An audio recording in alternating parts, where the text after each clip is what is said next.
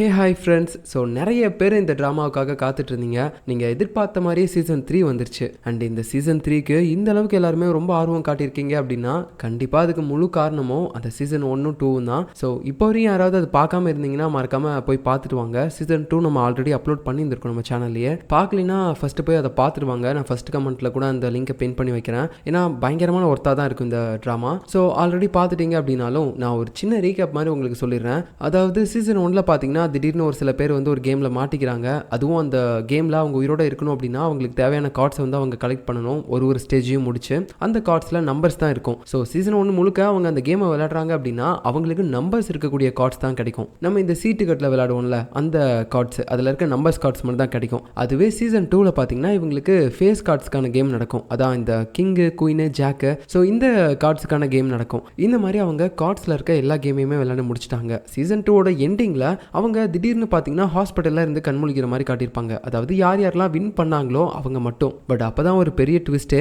அந்த கேம் எல்லாமே இவங்க ஒரு கற்பனையில் விளையாண்டுருக்காங்க. பட் அந்த கேமில் யாரெல்லாம் இறந்து போனாங்களோ அவங்க நிஜ வாழ்க்கையிலையும் இறந்து போயிட்டாங்க. இவங்க எல்லாருமே அந்த கேமில் ஃபஸ்ட்டு எப்படி போயிருக்காங்கன்னு பார்த்தீங்கன்னா வானத்திலேருந்து பயங்கர வெளிச்சமாக இருக்கக்கூடிய ஒரு விண்கல் விழுந்திருக்கு. ஸோ அந்த விண்கல் கீழே வந்து விழும்போது அங்கேருந்து சில பேர் எல்லாமே அடிபட்டிருப்பாங்கல்ல, அவங்க எல்லாருமே ஒரு 2-3 நிமிஷத்துக்கு மட்டும் அப்படியே மூச்சு பேச்சு இல்லாமல் இருந்திருப்பாங்க. அவங்க தான் அந்த கேமுக்குள்ளே போயிட்டு அவ்வளோ பெரிய கேமையே விளையாண்டுருப்பாங்க வெறும் அந்த 3 நிமிஷத்தில். ஸோ ஏன்னா அது கற்பனையான உலகம் தானே. ஸோ எப்படியோ எல்லாமே முடிஞ்சிருச்சு, நல்லபடியாக இவங்க அந்த கேமை விட்டும் பாதி பேர் வெளியே வந்துட்டாங்க அப்படின்னு நினச்சிட்டு இருந்தா கடைசியாக தான் ஒரு ட்விஸ்ட். என்னன்னா இவங்க எல்லா கார்ட்ஸ்க்கான கேமும் விளையாண்டுட்டாங்க. ஆனால் ஜோக்கர் கார்டுக்கான கேமை இவங்க இப்போ வரைக்கும் விளையாடவே இல்லை. அதனால அந்த கார்டுக்கான கேம் இதுக்கப்புறம் தான் இவங்களுக்கு நடக்கும் அப்படின்ற மாதிரி ஒரு கியூரியாசிட்டிலேயே நமக்கு அந்த சீசன் 2 முடிச்சிருப்பாங்க. இப்போ இந்த சீசன் 3ல் இந்த பிளேயர்ஸ் எல்லாரும் மறுபடியும் அந்த கேமுக்குள்ளே போய் எப்படி மாட்டுறாங்க, அதுவும் இல்லாமல் அந்த விண்கல் விழுந்ததுனால தான் இதுக்கு முன்னாடி அவங்க அந்த கேமுக்குள்ளேயே போயிருப்பாங்க. அப்படின்றப்போ மறுபடியும் இவங்க இந்த கேமுக்குள்ளே போகிறது எப்படி சாத்தியமாகும், கடைசியாக இப்போ இந்த கேமுக்கு ஒரு முற்றுப்புள்ளி வந்துச்சா இல்லையா, இதில் யார் யாரெல்லாம் உயிர் பொழைச்சாங்க, என்ன மாதிரியான கஷ்டங்கள்லாம் அனுபவிக்கிறாங்க அப்படின்னு சொல்லிட்டு பயங்கரமாக காட்டியிருப்பாங்க. வழக்கம் போல் எல்லா எபிசோடுமே ரொம்ப இன்ட்ரெஸ்டிங்காக போயிட்டுருக்கும். ஸோ இப்போ தான் நம்ம சேனலுக்கு ஃபஸ்ட் டைம் வரீங்கன்னா மறக்காமல் சப்ஸ்கிரைப் பண்ணி பெல் ஐக்கான் ஆல்ல வச்சுக்கோங்க.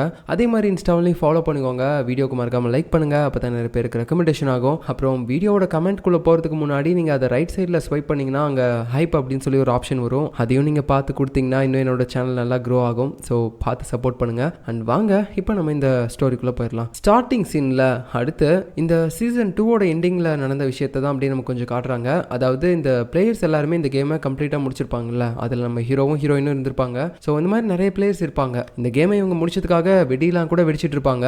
அப்போ அங்கே இருக்கக்கூடிய கேமில் இருந்து அனௌன்ஸ்மெண்ட் மாதிரி ஒன்று சொல்லுவாங்க. அது என்னன்னு பார்த்தீங்கன்னா இவங்க இந்த கேம் விளையாண்டாங்களே இந்த பிளேஸில், இந்த இடத்துடைய பேர் வந்து பார்டர்லேண்டு. ஸோ நீங்கள் இந்த பார்டர்லேண்ட்லேயே ஒரு ஆளாக இருக்க விரும்புறீங்களா, இல்லைன்னா மறுபடியும் உங்களோட உலகத்துக்கே போக நினைக்கிறீங்களா அப்படின்ற மாதிரி கேட்கும்போது நம்ம ஹீரோ ஹீரோயின் அப்புறம் இன்னும் மற்ற பிளேயர்ஸ் எல்லாருமே நாங்கள் இந்த இடத்த விட்டு போகணும்னு நினைக்கிறோம் அப்படின்ற மாதிரி தான் சொல்லுவாங்க. பட் இருந்தாலும் பார்த்தீங்கன்னா இதுலேயே 2 முட்டா மூதேவிங்க இருக்கும். அதுங்க என்ன சொல்லுதுன்னா இல்லை நாங்கள் இந்த பார்டர்லேண்ட்லேயே இருக்கலாம்னு முடிவு பண்ணுறோம் அப்படின்னு சொல்லியிருப்பானுங்க. இதை மட்டும் நமக்கு காட்டிட்டு இப்போ அப்படியே இந்த சீனை கட் பண்ண பல மாதத்துக்கு அப்புறம் காட்டுறாங்க. நம்ம ஹீரோவை பார்த்தீங்கன்னா ஒரு விசாரணை பண்ணுற இடத்துல உட்கார வச்சு விசாரிச்சுட்டு இருக்காங்க. இந்த மாதிரி அன்னைக்கு நடந்த இன்சிடென்ட்டை பற்றி நீங்கள் சொல்ல முடியுமா, நீங்கள் ஏதாவது கற்பனை உலகத்துக்குள்ளே போனீங்களா, அங்கே உங்களுக்கு ஏதாவது தெரிஞ்சிச்சா அப்படி இப்படின்ற மாதிரி நிறைய கேட்குறாங்க. ஆனால் நம்ம ஹீரோவுக்கு அந்த கேமை விட்டு வெளியே வந்ததுக்கப்புறம் அந்த கேமில் நடந்த எந்த விஷயமும் ஞாபகமே இருந்திருக்காது. அவனும் நிறைய யோசிச்சு பார்க்குறான். பட் அவனுக்கு எதுவுமே ஞாபகம் வரல. இல்லை சார் எதுவுமே எனக்கு ஞாபகம் வரல அப்படின்னு சொல்லும்போது டக்குன்னு இவனை விசாரிச்சுட்டு இருந்தா அந்த போலீஸ் ஆஃபீஸருக்கு பதிலாக ஏதோ ஒரு ப்ரொஃபஸர் வந்து விசாரிக்க ஆரம்பிக்கிறாரு.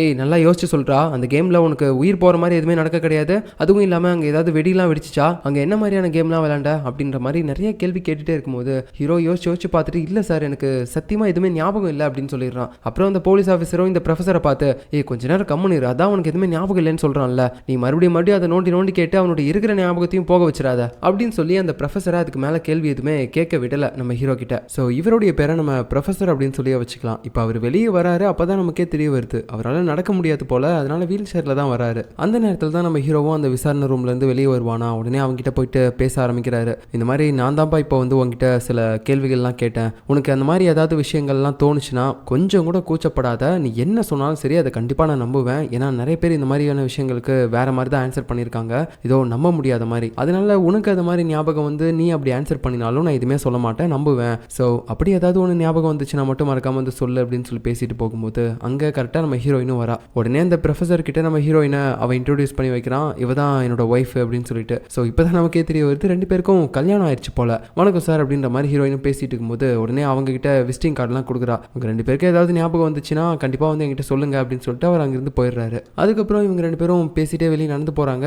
அப்போ கூட அந்த ப்ரொஃபஸர் வீல் சேரில் உட்காந்த மாதிரியே நம்ம ஹீரோவை உத்து பார்த்துக்கிட்டே இருக்காரு. ஹீரோவுக்கு ஒன்றுமே புரியல, ஏன் நம்மளை இந்த அளவுக்கு ஒரு மாதிரி மொர்ச்சின்னு பார்க்குறாரு அப்படின்ற மாதிரி தான் யோசிச்சுட்டு போகிறான். இப்போ அப்படியே அடுத்த சீனில் இந்த ப்ரொஃபஸருடைய ரூமை தான் காட்டுறாங்க. இவருடைய ரூம் முழுக்க பார்த்தீங்கன்னா ரொம்பவே டிஃப்ரெண்ட்டான புக்ஸ் தான் இருக்குது. இந்த இறந்ததுக்கப்புறம் மனுஷங்களாம் எங்கே போகிறாங்க அப்படின்ற மாதிரியான சில அமானுஷ்யமான புக்கை மட்டும் தான் இவர் படிக்கிறாரு. இன்னும் சொல்ல போனோம்னா இவர் அந்த விஷயத்தை தான் ரிசர்ச்சும் பண்ணிட்டு இருக்காரு. அந்த விண்கல் வந்து இங்கே பூமியில் விழுந்தப்போ ஒரு சில பேர் அந்த நேரத்தில் அங்கே அடிபட்டு அந்த கேம்குள்ளெல்லாம் போயிட்டு வந்திருப்பாங்கல்ல அந்த ஒரு 3 நிமிஷத்தில். ஸோ அந்த விஷயத்தை பற்றி தான் இப்போ வந்து இவர் ரிசர்ச் பண்ணிட்டு இருக்காரு போல. இவர் இது வரைக்கும் கேதர் பண்ண எல்லா விஷயத்தையுமே பார்த்தீங்கன்னா ஒரு ப்ராஜெக்டாக அவர் வந்து அவருடைய கம்ப்யூட்டரில் பேசியே சேவ் பண்ணிட்டு இருக்காரு. இந்த மாதிரி அந்த விண்கல் பூமியில் விழுந்தப்போ நிறைய பேர் ஒரு 3 நிமிஷம் மூச்சு பேச்சு இல்லாமல் இருந்திருக்காங்க. அந்த நேரத்தில் பயங்கரமான ஏதோ கேம்குள்ளே போனதாக ஒரு சில பேர் சொல்கிறாங்க. பட் இன்னும் சில பேர் அதெல்லாம் எதுவும் ஞாபகம் இல்லை அப்படின்னு நம்ம சொல்லிட்டு இருக்காங்க. கூடிய சீக்கிரம் இதில் எது உண்மைன்னு சொல்லி சீக்கிரமாக கண்டுபிடிக்கணும் அப்படின்னு சொல்லி இது வரைக்கும் இவர் கண்டுபிடிச்ச எல்லா விஷயத்தையுமே பார்த்தீங்கன்னா ஒரு மாதிரி சேவ் பண்ணிட்டு இருக்காரு. அந்த நேரத்தில் அவருக்கு ஒரு மெயில் வருது. ப்ரொஃபஸர், நீங்கள் எந்த விஷயத்தை பற்றி தேடிட்டு இருக்கீங்களோ அதை பற்றி எனக்கு நல்லாவே தெரியும். ஸோ நான் சொல்லக்கூடிய இடத்துக்கு நீங்கள் வந்தீங்கன்னா அது எல்லாத்தையுமே நான் உங்ககிட்ட சொல்கிறேன் அப்படின்னு சொல்லும்போது ப்ரொஃபஸரும் ஓகே அப்படின்னு சொல்லிட்டு அடுத்த நாள் பார்த்தீங்கன்னா அந்த இடத்துக்கு போகிறாரு. அதான் நேற்று மெயில் பண்ணாங்கல்ல அவங்கள பார்க்கறதுக்காக. அங்கே போய் பார்த்தா ஒரு லேடி தான் வராங்க. ப்ரொஃபஸர், நான் தான் உங்களுக்கு மெயில் பண்ணியிருந்தேன். நீங்கள் எந்த விஷயத்தை தேடிட்டு இருக்கீங்களோ அது கண்டிப்பாக உங்களுக்கு தெரிய வரும். பட் அது இப்போவே என்னால் சொல்ல முடியாது. உங்களுக்கு இன்னொரு மெயில் வரும். அந்த மெயில் வரும்போது அவங்க சொல்கிற இடத்துக்கு நீங்கள் போனீங்க அப்படின்னா கண்டிப்பாக உங்களுக்கு எல்லா விஷயமும் தெரிய வரும். நீங்கள் தேடுற எல்லாமே உங்களுக்கு கிடைக்கும் அப்படின்னு சொல்லும்போது நம்ம ப்ரொஃபஸர் அதுக்கு மேலே வேறு எதுவுமே பேசல. ஓகே அப்படின்னு சொல்லிட்டு இப்போ வீட்டுக்கு வராரு. அதுவும் இல்லாமல் அவர் எப்பயுமே உட்காந்துட்டே இருக்கிறதுனால ஃபிசிக்கல் ஆக்டிவிட்டி எதுவுமே பண்ண மாட்டார் அப்படின்னு நினச்சா அவர் பார்த்தீங்கன்னா பயங்கரமாக எக்ஸசைஸ்லாம் பண்ணிட்டு இருக்காரு, புல்லப்லாம் எடுத்துட்டு இருக்காரு. அந்த நேரத்தில் அந்த ஒரு லேடி சொன்ன மாதிரியே இவருக்கு இன்னொரு மெயில் வர ஆரம்பிக்குது. அதை படித்து அதில் இருக்கக்கூடிய பிளேஸுக்கு பார்த்தீங்கன்னா அவர் போகிறாரு. அங்கே போய் பார்த்தா உண்மையே புரியல. அவரை மாதிரியே ஒரு 4-5 பேர் திருன்னு முடிச்சுட்டு அங்கே நிற்கிறாங்க. அதே மாதிரி அவங்க உட்காரத்துக்கு ஒரு சேரும் இருக்குது. ஸோ நம்ம ப்ரொஃபஸர் மாதிரியே தான் இவங்களும் ஏதோ ஒரு விஷயத்தை கண்டுபிடிக்கணும் அப்படின்னு சொல்லிட்டு இந்த இடத்துக்கு வந்திருக்காங்க போல். இப்போ இவங்க எல்லாருமே இந்த சேரில் உட்கார சொல்கிறாங்க. நம்ம ப்ரொஃபஸர் பார்த்தீங்கன்னா அந்த வீல் சேர்லேருந்து எந்திரிக்க முடியாதுல்ல. பட் இருந்தாலும் அங்கே மேனேஜர் மாதிரி ஒருத்தருப்பான், அவன் வந்து கம்பல் பண்ணுறான். இல்லை சார் நீங்கள் இந்த சேரில் உட்காந்தே தான் ஆகணும் அப்படின்னு சொல்லும்போது ப்ரொஃபஸர் சரி ஓகே அப்படின்னு சொல்லிட்டு தட்டு மாதிரி அந்த சேரில் உட்காந்துடுறாரு. அதுக்கப்புறம் பார்த்தீங்கன்னா இப்போது இங்கே ஒரு கேம் ஸ்டார்ட் ஆக போகுது அப்படின்னு சொல்லிட்டு கேம் ஆரம்பிக்கிறாங்க. இப்போது இந்த கேமுடைய ரூல்ஸை அந்த மேனேஜர் இவங்க எல்லாத்தையுமே சொல்ல ஆரம்பிக்கிறாரு. என்னன்னா ஒரு பிளேயர்கிட்டையும் பார்த்தீங்கன்னா 7 கார்ட்ஸ் கொடுக்கப்படும். ஸோ அப்படி 7 கார்டு கொடுத்ததுக்கப்புறம் நிறைய ரவுண்ட் ஸ்டார்ட் பண்ணுவாங்க. ஒரு ரவுண்ட்லையும் பார்த்தீங்கன்னா பக்கத்தில் இருக்கக்கூடிய ஒருத்தர்கிட்ட இருந்து இன்னொருத்தர் கார்டு எடுக்கணும். ஸோ அதே மாதிரி ஒருத்தர்கிட்ட இருந்து ஒருத்தர் கார்டு எடுத்துக்கிட்டு அப்படியே ஒரு மாதிரி எக்ஸ்சேஞ்ச் பண்ணிக்கிட்டு போயிட்டே இருக்கணும். ஒரு கார்டு மட்டும் தான் எடுக்கணும். அப்படி கார்டு ஒருத்தர் கையிலேருந்து ஒருத்தர் கையில் மாறிக்கிட்டு போயிட்டே இருக்கும்போது எப்படி பார்த்தாலும் அந்த கார்டு வந்து அவங்களுக்குள்ள நிறைய மிங்கிள் ஆகிட்டே இருக்கும். எக்ஸாம்பிளுக்கு சொல்லணும்னா இப்போ ஒருத்தர்கிட்ட 7 கார்டு இருக்குது அப்படின்னா அந்த பிளேயர் பக்கத்தில் இருக்கக்கூடிய ஒரு பிளேயர் கிட்ட இருந்து ஒரு கார்டு வாங்குறாரு அப்படின்னா இன்னொரு கார்டு அவர்கிட்ட இருந்து அவர் இன்னொரு பிளேயர் கிட்ட கொடுத்து தானே ஆகணும். ஸோ அப்படி பார்க்கும்போது எல்லாருடைய கார்ட்ஸும் பார்த்தீங்கன்னா மிங்கிள் ஆகிட்டே தான் இருக்கும். அப்படி மிங்கிள் ஆகும்போது யாருக்கிட்டையாவது ஒரே கார்டு 2 டைம் இல்லை 3 டைம் சேருது அப்படின்னா அவங்க வந்து அந்த கார்டை டேபிளில் தூக்கி போட்டுடணும். போட்டதுக்கப்புறம் அவர்கிட்ட இருக்கக்கூடிய மிச்ச கார்டில் இன்னொரு கார்டை பக்கத்து பிளேயர்கிட்ட கொடுக்கணும். ஸோ இப்படியே இந்த கேம் இவங்க விளையாண்டுகிட்டே இருக்கும்போது யாருடைய கார்டு சீக்கிரமாக காலி ஆகுதோ, அதாவது யாரெல்லாம் ஒரே மாதிரி கார்டை மேட்ச் பண்ணி கீழே போட்டு அவங்க கிட்ட இருக்கக்கூடிய 7 கார்டில் இருந்து அவங்க 0 கார்டுக்கு வராங்க அப்படின்னா அவங்க செத்து போயிடுவாங்க. இதில் இன்னொரு ட்விஸ்ட் இருக்கு. இவங்கள ஒருத்தங்க கிட்ட தான் ஜோக்கர் கார்டு இருக்கு. ஸோ அதை எந்த பிளேயர் வச்சிருக்காங்களோ அவங்க கிட்ட இருந்து பக்கத்து பிளேயர் அந்த ஜோக்கர் கார்டை வாங்கிட்டாங்க அப்படின்னா இந்த ஜோக்கர் கார்டு போனதுக்கப்புறம் இவங்க செத்து போயிடுவாங்க. சிம்பிளாக சொல்லணும்னா யார் சீக்கிரமாக 0 கார்டுக்கு வராங்களோ இல்லை யார் ஜோக்கர் கார்டை இழக்கிறாங்களோ அவங்க செத்து போயிடுவாங்க. ஸோ இப்போ இந்த கேம் ஸ்டார்ட் ஆகுது. ஸ்டார்டிங்கில் அப்படியே ஒருத்தராக பார்த்தீங்கன்னா அந்த கார்ட்ஸை மிங்கிள் பண்ணிக்கிட்டு இருக்காங்க. அவங்க கிட்ட இருக்கக்கூடிய ஒரு கார்டை பக்கத்தில் இருக்கக்கூடிய ஆளுங்களை எடுக்க வைக்கிறாங்க. அந்த நேரத்தில் நான் முன்னாடியே சொன்ன மாதிரி ஜோக்கர் கார்டு ஒரு பிளேயர் கிட்ட இருக்கும். அந்த கார்டை பார்த்தீங்கன்னா பக்கத்தில் இருக்க இன்னொரு பிளேயர் எடுத்துட்டான். ஸோ இப்போ அந்த பிளேயர் பார்த்தீங்கன்னா அங்கேயே கரண்ட் ஷாக் அடிச்சு செத்து போயிடுறான். இப்போதான் இந்த கேமில் இருக்க சீரியஸ்னஸ் இவங்களுக்கு புரிய ஆரம்பிக்குது. இந்த சேர்ல அவங்க பயங்கரமான எலக்ட்ரிக் ஷாக் கொடுத்து வச்சிருக்காங்க. யாரெல்லாம் கேம்லேருந்து எலிமினேட் ஆகுறாங்களோ அவங்களே இப்படி தான் சாகடிப்பாங்க போல. அப்போ அந்த டைமில் பயத்தில் ஒரு பொண்ணு சடனாக அந்த இடத்துலேருந்து எந்திரிக்கிறா. அவளும் ஷாக் அடிச்சு செத்து போயிடுறா. இந்த கேமில் நீங்கள் சாகக்கூடாதுன்னா ஒன்று வின் பண்ணணும் இல்லைன்னா சாகணும். இதை தவிர வேற வழியே இல்லை அப்படின்ற மாதிரி அந்த மேனேஜர் சொல்கிறான். அதுக்கப்புறம் பயத்தோடய மிச்சிருக்க எல்லாருமே விளையாட ஆரம்பிக்கிறாங்க. அதுலேயும் நம்ம ப்ரொஃபஸருக்கெல்லாம் ஜட்டி கிட்டிலாம் வேர்த்து போயிடுச்சு. இப்படியே நிறைய ரவுண்ட்ஸ் மாற்றி போயிட்டே இருக்குது. ஒரு பிளேயரும் பார்த்தீங்கன்னா பக்கத்தில் இருக்கக்கூடிய பிளேயர் கிட்ட இருக்கக்கூடிய கார்டை மாற்றி எடுத்துக்கிட்டே இருக்காங்க. நிறைய பேர் அந்த ஜோக்கர் கார்டை இழக்கிறதுனால சாகுறாங்க. இன்னும் சில பேர்லாம் அந்த கார்ட்ஸ் ஒரே மாதிரி சேர்ந்து கீழே போட்டு அவங்களுடைய கார்ட்ஸை காலி பண்ணி அவங்க அப்படி சாகுறாங்க. இப்போ கடைசி ரவுண்டில் நம்ம ப்ரொஃபஸர் அப்புறம் முன்னாடி இன்னொரு பிளேயர் இருக்கான். இப்போ நம்ம ப்ரொஃபஸர் கிட்ட 2 கார்டு தான் இருக்கு. ஒன்று அந்த நம்பர் கார்டு, இன்னொன்று பார்த்தீங்கன்னா ஜோக்கர் கார்டு. இப்போ அந்த ஜோக்கர் கார்டை மட்டும் அந்த பிளேயர் எடுத்துட்டான் அப்படின்னா நம்ம ப்ரொஃபஸர் அப்படியே கிரில்லில் போட்ட கோழி மாதிரி கருகிடுவார். என்ன நடக்க போதோ அப்படின்னு சொல்லிட்டு வேர்வையில் குளிச்ச மாதிரி உட்காந்துக்கிட்டு இருக்காரு. சடனாக அந்த ஆப்போனண்ட் பார்த்தீங்கன்னா ஜோக்கர் கார்டு இல்லாமல் நம்பர் கார்டு எடுத்துடுறான். ஸோ இப்போ நம்பர் கார்டு எதுவுமே அவர்கிட்ட இல்லை, ஜோக்கர் மட்டும் தான் இருக்கு. ஸோ அதனால இவர் தான் அந்த கேமுடைய வின்னர். ஏன்னா நம்பர் கார்ட்ஸ் எல்லாத்தையுமே இழந்து ஜோக்கர் கார்டை மட்டும் வச்சிருந்தாலும் அவங்களும் வின்னர் தான் போல. ஸோ இப்படி ஒரு மரண விளையாட்டில் நம்ம வின் பண்ணதை நினச்சி அவர் நம்ப முடியாமல் அப்படியே உட்காந்துட்டு இருக்கும்போது திடீர்னு முன்னாடி பார்த்தீங்கன்னா லைட்லாம் ஆன் ஆகி ஆஃப் ஆகிட்டு இருக்கு. அப்போ மேனேஜர் மாதிரி அங்கே இருந்த ஒருத்தன் அவன் அப்படியே போயிட்டு இன்னொருத்தன் வந்து நிற்கிறான். ஸோ இவன் வேற யாரும் இல்லை, நம்ம சீசன் 2 எண்டிங்கில் இந்த பார்டர் லேண்டில் யாராவது இருக்கீங்களா இல்லை நிஜ உலகத்துக்கு போறீங்களா அப்படின்ற மாதிரி கேள்வி கேட்கும்போது நாங்கள் பார்டர் லேண்ட்லேயே இருக்கோம் அப்படின்னு சொல்லி 2 பேர் ஆன்சர் பண்ணியிருப்பானுங்களா, 2 கெட்டவனுங்க. அதில் இருக்கக்கூடிய ஒரு கெட்டவன் தான் இவன். ஆனால் என்னடா கொஞ்சம் டிஃப்ரெண்ட்டாக இருக்கான் அப்படின்னு சொல்லி நீங்கள் நினைக்கலாம். ஏன்னா ரொம்ப நாள் கழிச்சு இந்த சீசன் 3 எடுத்திருக்காங்கல்ல, அதனால தான் பையன் கொஞ்சம் வெயிட் ஏறி இருக்கான். மற்றபடி அவனே தான் இவன். சீசன் 2 எண்டிங்கில் பார்டர் லேண்ட்லேயே இருக்கேன் அப்படின்னு சொல்லி ஆன்சர் பண்ணவன். இப்போ அப்படியே கட் பண்ணிட்டு நெக்ஸ்ட் நம்ம ஹீரோயினை தான் காட்டுறாங்க. அவள் தூங்கிட்டு இருக்கும்போது அவளுக்கு ஒரு கெட்ட கனவு வருது. மலையிலேருந்து அவளுடைய அப்பா பார்த்தீங்கன்னா குதிக்கிற மாதிரி. ஸோ அதை பார்த்த பயத்தில் டக்குன்னு தூக்கத்துலேருந்து கண் முழிக்கிறா. உடனே நம்ம ஹீரோவும் மறுபடியும் அந்த கெட்ட கனவா கொஞ்ச நாளாவது அதை நினைக்காம இரு அப்படின்ற மாதிரி சொல்லிட்டு இருக்கான். ஆக்சுவலாக நம்ம ஹீரோயினோட அப்பா இருக்கார்ல, அவர் வந்து ஒரு பயங்கரமான ஹைட்டான மலையில் ஏறி இருந்திருப்பாரு. அந்த மாதிரி ஹைட்டான மலையெல்லாம் ஏறணும் அப்படின்னா அவங்களுக்கு வந்து ஆக்சிஜன் கிடைக்காது. அதுக்காக ஆக்சிஜன் தான் யூஸ் பண்ணிட்டு போவாங்க, சிலிண்டர்லாம் பின்னாடி வச்சுக்கிட்டு. பட் அவர் வந்து அந்த மாதிரி எதுவுமே யூஸ் பண்ணாமல் போயிட்டு சாதனை பண்ணியிருப்பாரு. ஆனால் நிறைய மீடியாஸ் எல்லாமே என்ன பண்ணியிருப்பாங்கன்னா நிறைய விதமான வதந்திகளை பரப்பி விட்டுருப்பாங்க. இவர் வந்து ஆக்சிஜன் டேங்க் வச்சு தான் அந்த மலையில் ஏறி இருந்திருப்பாரு, ஆனால் நம்ம கிட்ட அந்த மாதிரி எதுவுமே யூஸ் பண்ணலன்னு சொல்லி கதை விட்றாரு அப்படின்னு சொல்லி நிறைய பேர் நியூஸ்லலாம் போட்டிருப்பாங்க, நியூஸ் பேப்பர்லலாம் கூட வந்திருக்கும். அதனால கோவத்தில் அவர் ஒரு நாள் வீட்டை விட்டு போயிருப்பாரு. அன்னைக்கு போனவரை இப்போ வரைக்கும் அவள் பார்க்கவே இல்லை. அதனால தான் அவள் அப்பாவை நினச்சி இந்த மாதிரி மோசமான கனவுகள்லாம் அவளுக்கு வர ஆரம்பிக்கும். இப்போ அப்படியே கட் பண்ணால் அடுத்த நாள் காலையில்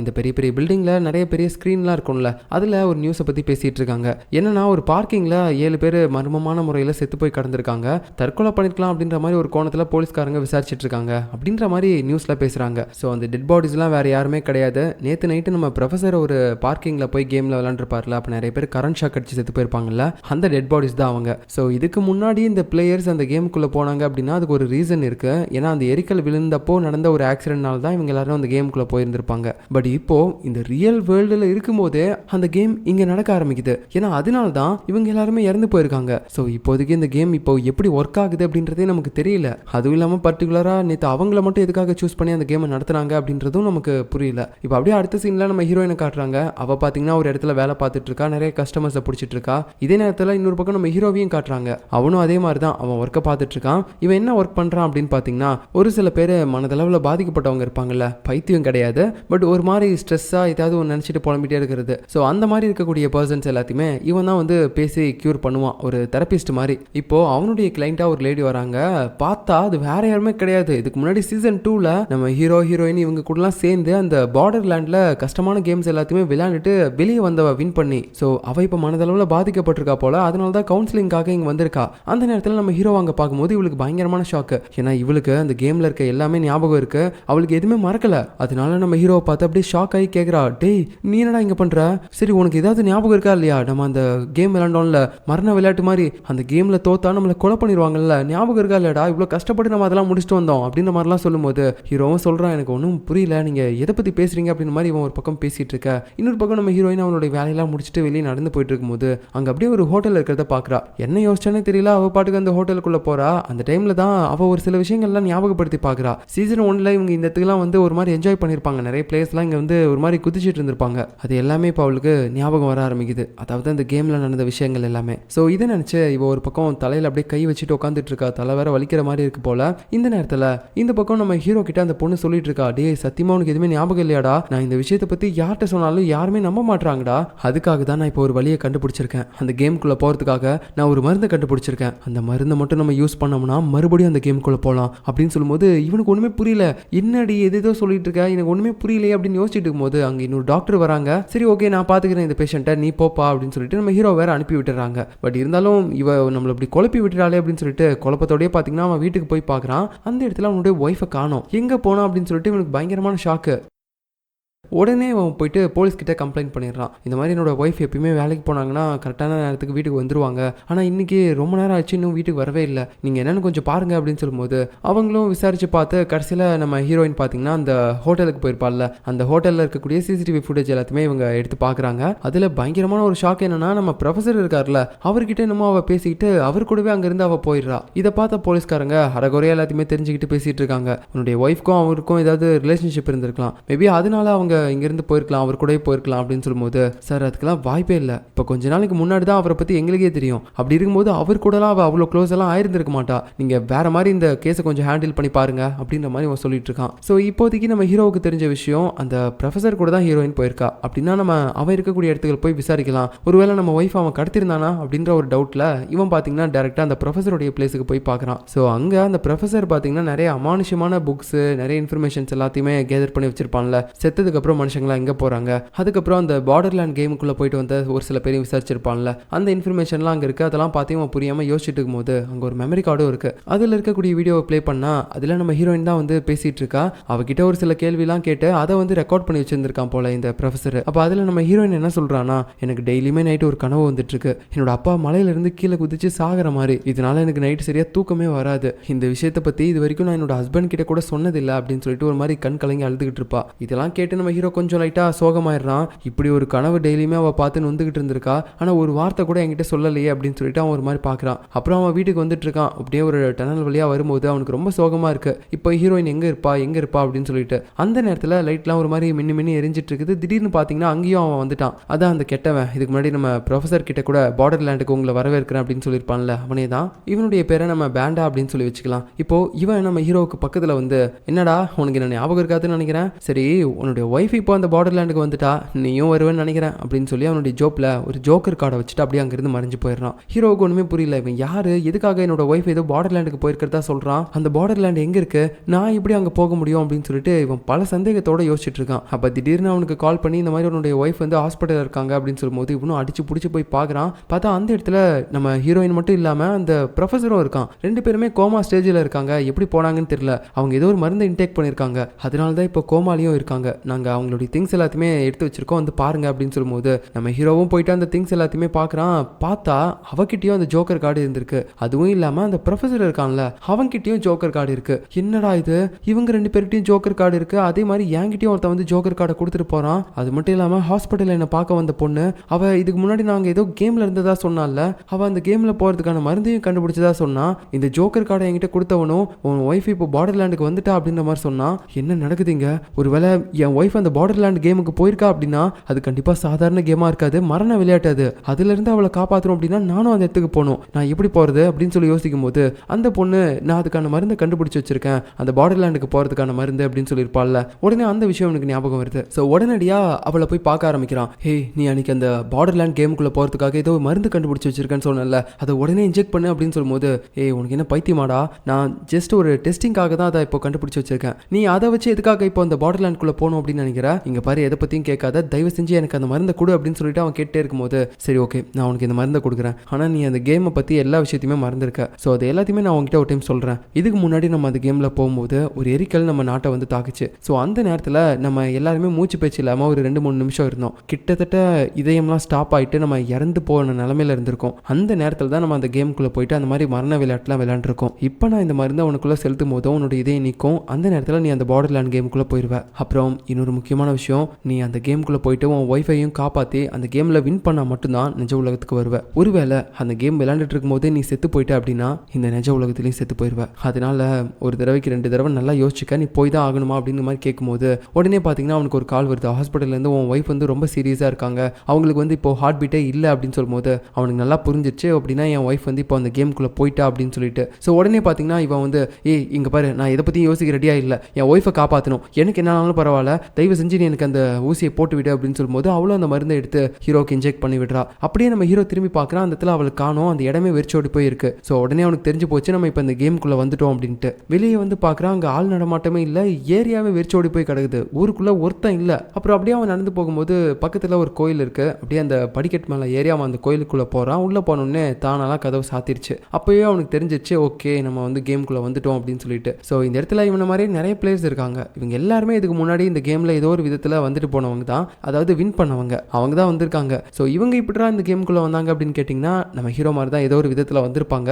நிஜ உலகத்தில் நம்ம ஹீரோ மாதிரியே அவங்களுடைய இதயமும் நின்றுக்கலாம், அதனால தான் இந்த கேமுக்குள்ளே அவங்க வந்திருப்பாங்க. ஸோ இப்போ இந்த ஃபர்ஸ்ட் கேம் ஸ்டார்ட் ஆகுது இந்த பார்டர்லேண்டில். அங்கே இருக்கக்கூடிய அனௌன்ஸ்மெண்ட்லேருந்து என்ன சொல்கிறாங்கன்னா, உங்களுக்கு முன்னாடி குடுவையில் ஒரு கட்டை இருக்குது. ஸோ நீங்கள் அந்த குடுவையை நல்லா ஷேக் பண்ணி ஒரு கட்டையை எடுத்தீங்க அப்படின்னா அந்த கட்டையில் ஒரு நம்பர் இருக்கும். ஸோ அந்த நம்பர் போட்டிருக்கக்கூடிய ஒரு ட்ராயர் ஓப்பன் ஆகும். அந்த ட்ராயருக்குள்ளே உங்களுக்கு ஒரு கேள்வியும் இருக்குது. இருக்கு. அந்த கேள்வியை நீங்க ஓபன் பண்ணி படிக்கும்போது உங்களுக்கு சில விஷயங்கள்லாம் தெரிய வரும். அதுல நீங்க கரெக்டா ஆன்சர் பண்ணீங்கன்னா நீங்க பொழைச்சுப்பீங்க. ஆனா நீங்க தப்பா ஆன்சர் பண்ணிட்டீங்க அப்படின்னா சரியான ஆன்சர்ல இருந்து நீங்க எந்த அளவுக்கு தப்பான ஆன்சர் சொல்லிருக்கீங்களோ அதுக்கேற்ற மாதிரி உங்களை நெருப்பு அம்பை வந்து அட்டாக் பண்ணும் அப்படின்னு சொல்லும்போது இதை வந்து யாருமே பெருசா எடுத்துக்கல. எல்லாருமே சிரிச்சிட்டு இருக்காங்க. ஏன்னா இவங்க எல்லாருமே இதுக்கு முன்னாடி இந்த கேமை விளையாண்டுருக்காங்க தான். ஆனா இவங்க யாருக்குமே இந்த கேமை பத்தி எதுவுமே ஞாபகம் இல்லை. அதனால தான் ஒரு மாதிரி சிரிக்கிறாங்க. நெருப்பு அம்பா என்னடா காமெடி பண்றீங்க அப்படின்னு சொல்லி வெளிப்படையா சிரிச்சு பேசினாலும் உள்ளுக்குள்ள எல்லாருக்குமே லைட்டா பயமா தான் இருக்கு. அதனால யாருமே அந்த குடுவை கிட்ட போகவே மாட்டாங்க. அப்போ ஒரே ஒருத்தன் லைட்டா போதையில இருக்க மாதிரி இருக்கான். அவன் பாத்தீங்கன்னா டேய் என்னடா எல்லாரும் பயந்துட்டு இருக்கீங்க நான் பாத்துக்கிறேன் அப்படின்னு சொல்லிட்டு முன்னாடி போய் ஃபர்ஸ்ட் ஆளா அந்த குடுவையை ஒரு மாதிரி ஷேக் பண்றான். அப்போ அவனுக்கு ஒரு சீட்டும் கிடைக்குது. அவன்கிட்ட எந்தவித கேள்வியும் அந்த சீட்ல கேட்கல. அதுக்கு பதிலா நீங்க வந்து ரொம்ப அதிர்ஷ்டசாலி அப்படின்னு சொல்லிட்டு ஒரு திசையும் மென்ஷன் பண்ணிருக்காங்க.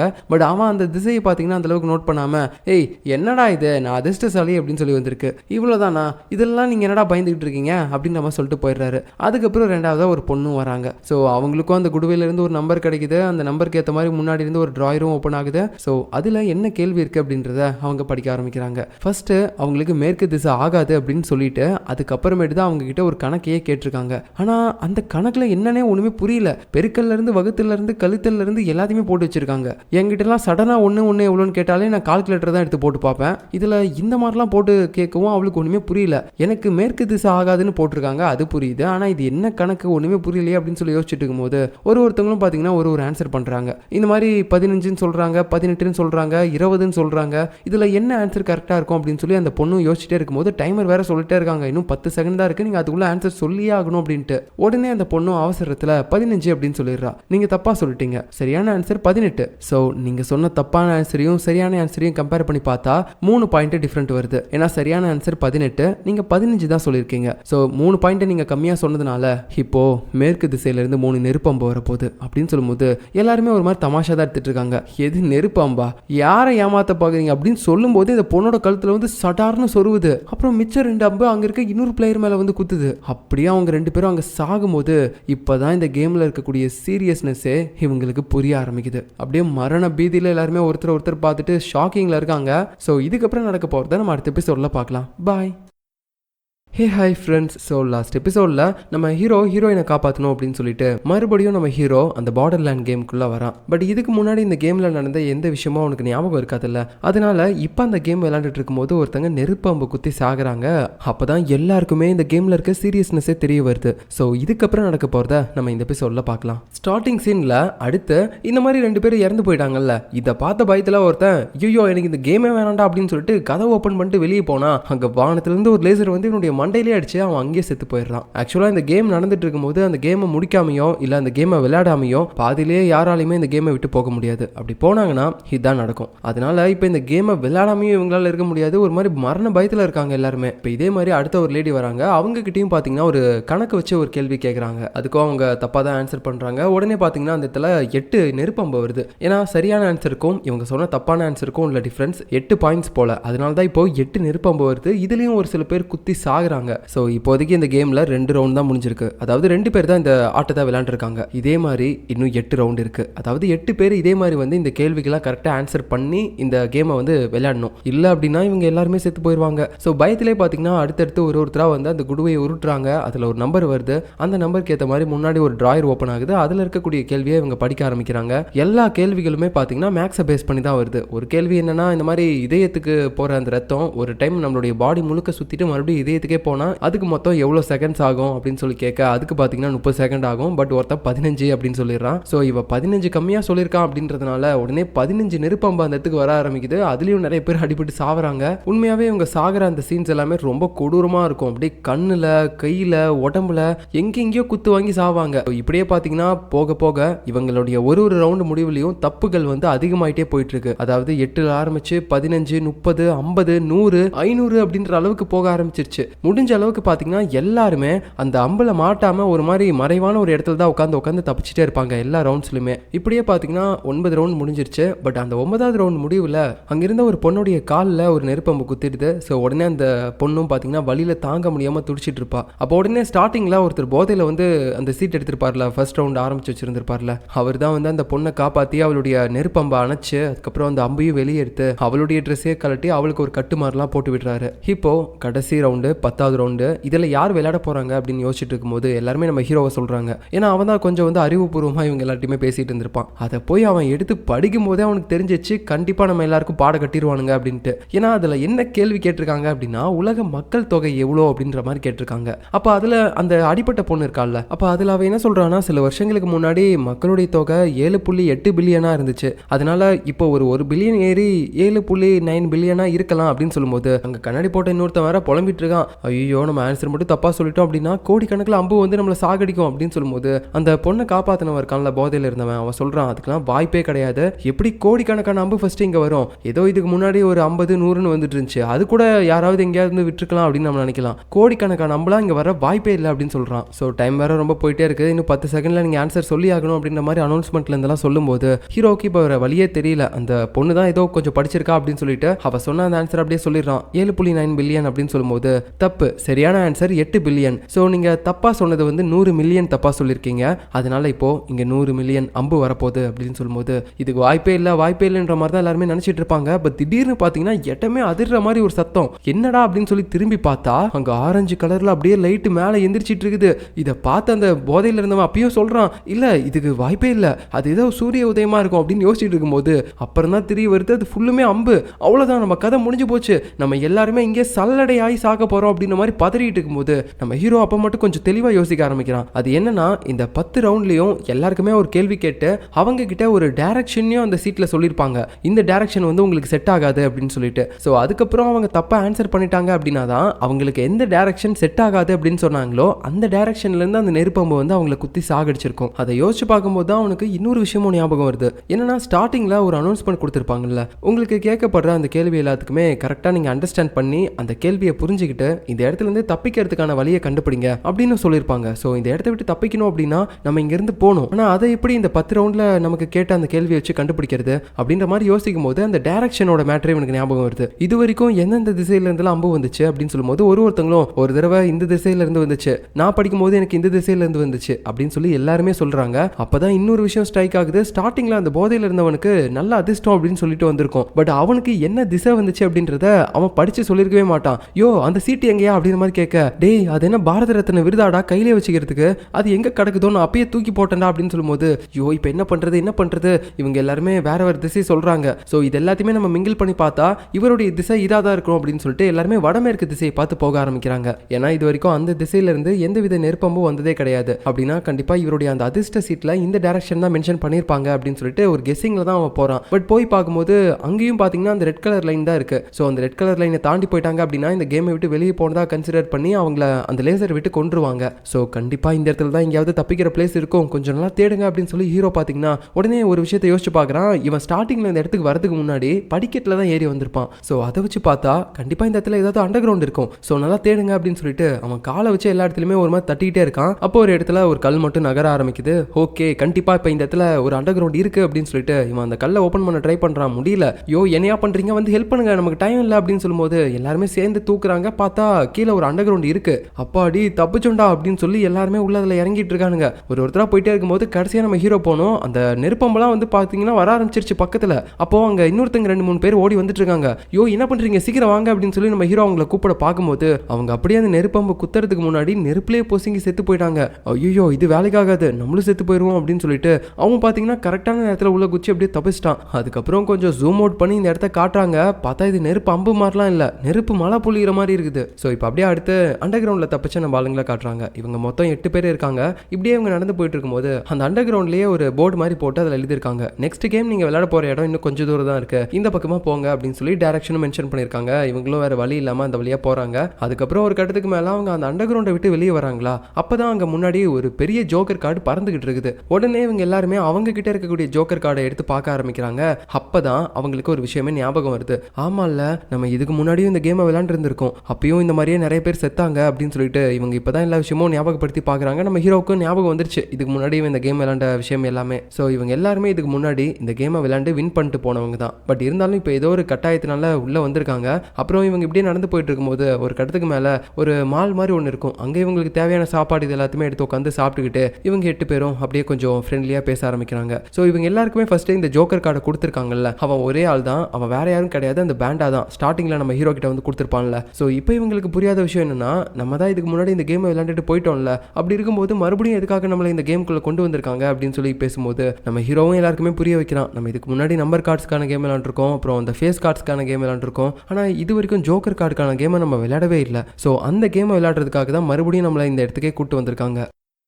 ஸோ இந்த கேமை நம்ம கம்ப்ளீட்டாக முடிக்கணும் அப்படின்னா இந்த ஜோக்கர் கார்டுக்கான கேமையும் நம்ம ஃபுல்லாக முடிக்கணும். அப்போ தான் நம்ம உயிரோட இந்த இடத்த விட்டு வெளியே போக முடியும் அப்படின்ற மாதிரி பேசிகிட்டு இருக்காங்க. அது மட்டும் இல்லாமல் இவங்க எல்லாருமே வெளியில் இந்த மாதிரியான சூழ்நிலையில் இருந்தாங்க அப்படின்ற விஷயத்தை பற்றியும் பேசுகிறாங்க. ஸோ இதில் ஒரு சில பேர் நம்ம அடிக்கடி பார்க்கக்கூடிய கேரக்டர்ஸ் தான். இவங்க எல்லாருமே பார்த்தீங்கன்னா நம்ம ஹீரோவோட டீம் ஆட்கள் அப்படின்னு சொல்லி வச்சுக்கலாம். பர்டிகுலராக நம்ம அவங்களுக்கு என்ன மாதிரியான நேமை வச்சு கூப்பிடணும் அப்படின்றத நம்ம போக போக அவங்களுடைய சீன் வரும்போது சொல்கிறேன். ஸோ இந்த நேரத்தில் நம்ம ஹீரோவும் அவன் கையில் இருக்கக்கூடிய அந்த ரிங்கை வந்து பார்த்துக்கிட்டு இருக்கான். ஏன்னா நம்ம ஹீரோயின் இப்போ இந்த இடத்துல வந்து எங்கே கஷ்டப்பட்டு இருக்காளோ அவளை நம்ம சீக்கிரமா கண்டுபிடிக்கணும் அப்படின்னு சொல்லி யோசிச்சுட்டு இருக்கான். அப்புறம் அடுத்த நாள் காலையில எல்லாருமே பாத்தீங்கன்னா அந்த இடத்துக்கு போக ஆரம்பிக்கிறாங்க ரெண்டாவது கேம் விளையாடுறதுக்காக. அது என்னன்னா ஒரு பெரிய பில்டிங் மாதிரி இருக்கு. அந்த பில்டிங்குள்ள போகும்போது இவங்கள மாதிரியே அங்க ஆல்ரெடி இன்னொரு டீம் இருக்காங்க. இப்போ உடனே பாத்தீங்கன்னா முன்னாடி இருக்கக்கூடிய ஒரு ஸ்கிரீன்ல இவங்க எல்லாருக்குமே இந்த கேமை பத்தி எக்ஸ்பிளைன் பண்ண ஆரம்பிக்கிறாங்க. இதோடைய பேர் வந்து ஜாம்பி ஹண்ட். ஸோ இந்த கேமுடைய ரூல்ஸ் என்ன அப்படின்னு பாத்தீங்கன்னா ரொம்ப சிம்பிள் தான். மொத்தம் இந்த பில்டிங்ல 4 டீம் ஆட்கள் இருக்காங்க.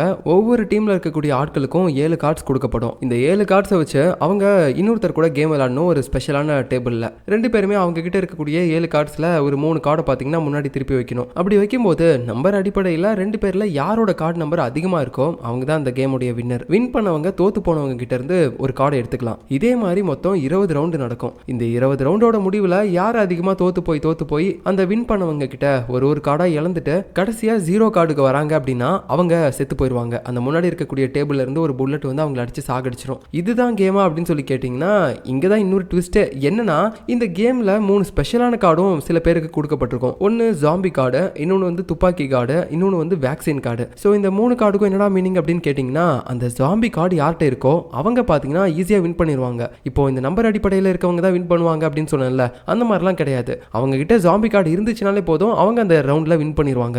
ஆனா அவங்க கிட்ட தோத்து போனவங்க இருக்காங்கல்ல அவங்களும் ஒரு ஜாம்பியா மாறிடுவாங்க. ஸோ இப்படிதான் அந்த ஜாம்பி கார்டு வந்து பரவும். இப்போ அடுத்து துப்பாக்கி கார்டு இருக்குல்ல, அந்த கார்டை யூஸ் பண்ணி யாரு ஜாம்பியா இருக்காங்களோ அவங்கள ஈஸியா கொலை பண்ணிடலாம். அதனால அவங்களும் ஜாம்பியா மாற மாட்டாங்கல்ல. அப்புறம் மூணாவது வேக்சின் கார்டு இருக்குல்ல, அந்த கார்டை யூஸ் பண்ணி யாரு ஜாம்பி கார்டு வச்சிருக்காங்களோ அவங்கள கியூர் பண்ண முடியும். ஸோ இப்படியே பாத்தீங்கன்னா இங்க இருக்கக்கூடிய எல்லாருமே 2 பேரா சேர்ந்து 20 ரவுண்டுக்கு விளையாடணும். இந்த 20 ரவுண்டோட முடிவுல மொத்தமா ஜாம்பிஸோட எண்ணிக்கை அதிகமா இருக்கா இல்லைன்னா நார்மலா ஜாம்பிஸோட கார்டு இல்லாம இருக்காங்கல்ல அவங்களோட எண்ணிக்கை அதிகமா இருக்கா அப்படின்னு சொல்லி பார்த்து யார் அதிகமா இருக்காங்களோ அவங்க தான் வின் பண்ணதா அறிவிக்கப்படும். கம்மியா இருக்கக்கூடிய டீம் செத்து போயிருவாங்க. ஸோ மொத்தமாவே இந்த கேம்ல இருந்து எலிமினேட் ஆகணும் அப்படின்னா அதுக்கு மொத்தம் 3 பாசிபிலிட்டிஸ் தான். ஒன்று, இந்த 20 ரவுண்டோட முடிவில் அதிகமாக நிறைய பேர்கிட்ட தோத்து நிறைய கார்டு இழந்து 0 கார்டுக்கு வந்திருப்பாங்கல்ல அவங்க செத்து போயிடுவாங்க. ரெண்டாவது, ஷார்ட் கன் கார்டு வச்சிருக்கக்கூடியவர்கிட்ட ஜாம்பி கார்டு இருக்கவங்க போய் மாட்டிக்கிட்டாங்க அப்படின்னா அவங்க செத்து போயிடுவாங்க. மூணாவது, இந்த கேமோட முடிவில் ஜாம்பிஸ் கார்டு வச்சிருக்கவங்க அதிக பேரா இல்லைன்னா நார்மல் கார்டு வச்சிருக்கவங்களோட எண்ணிக்கை அதிகமா அப்படின்றத கம்பேர் பண்ணி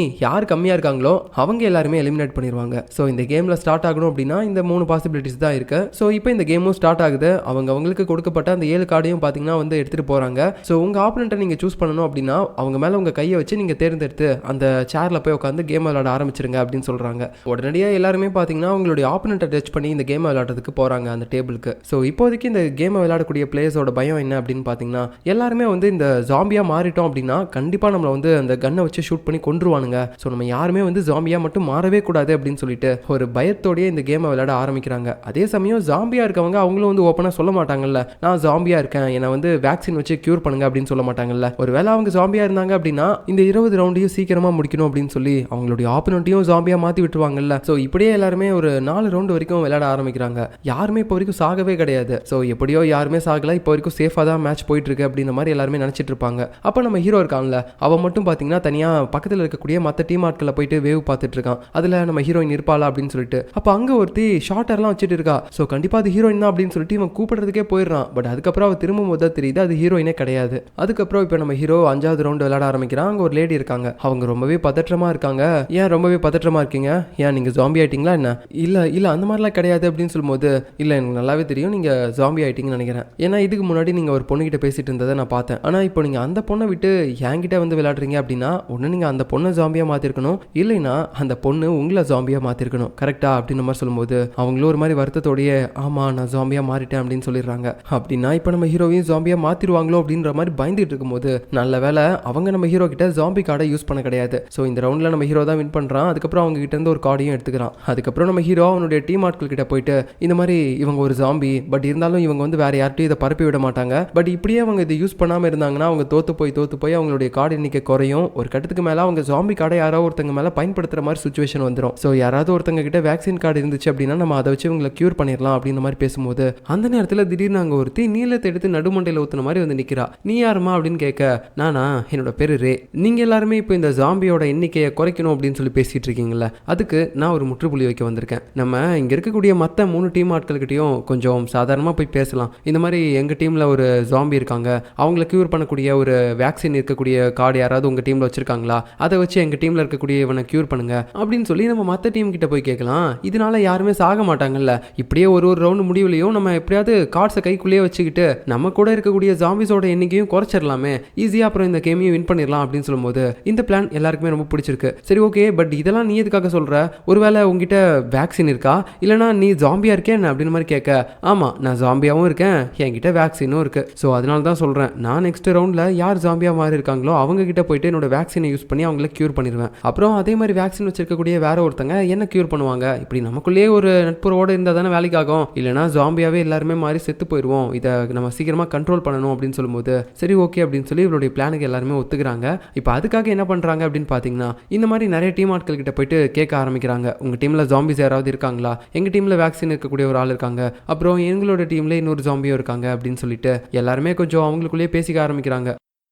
அப்போது அங்கே ப்ளூ கலரில் கட்டம் போட்ட ஷர்ட் ஒருத்தன், சரி ஓகே நம்ம இந்த மாதிரி பண்ணலாம், இது நல்ல ஐடியாவாக தான் இருக்குது, யார் யாரெல்லாம் ஜாம்பியாக இருக்காங்களோ அவங்க எல்லாருமே ஃபஸ்ட்டு நம்ம தனிமைப்படுத்திடலாம், ஏன்னா அப்போ தான் யார் நார்மலான ஆளுங்க யார் ஜாம்பிங்கன்னு சொல்லி நமக்கு சரியாக தெரியும்ல அப்படின்னு சொல்ல ஓகே அப்படின்னு சொல்லிட்டு எல்லாருமே பார்த்தீங்கன்னா அங்கே ஒரு கண்ணாடி ரூம் மாதிரி ஒன்று இருக்கும், அதுக்குள்ளே யார் யாரெல்லாம் ஜாம்பி கார்டு வச்சுருக்காங்களோ அவங்க எல்லாருமே உள்ளே போக சொல்கிறாங்க. பட் இப்போ தான் இங்கே இன்னொரு விஷயமே தெரிய வருது.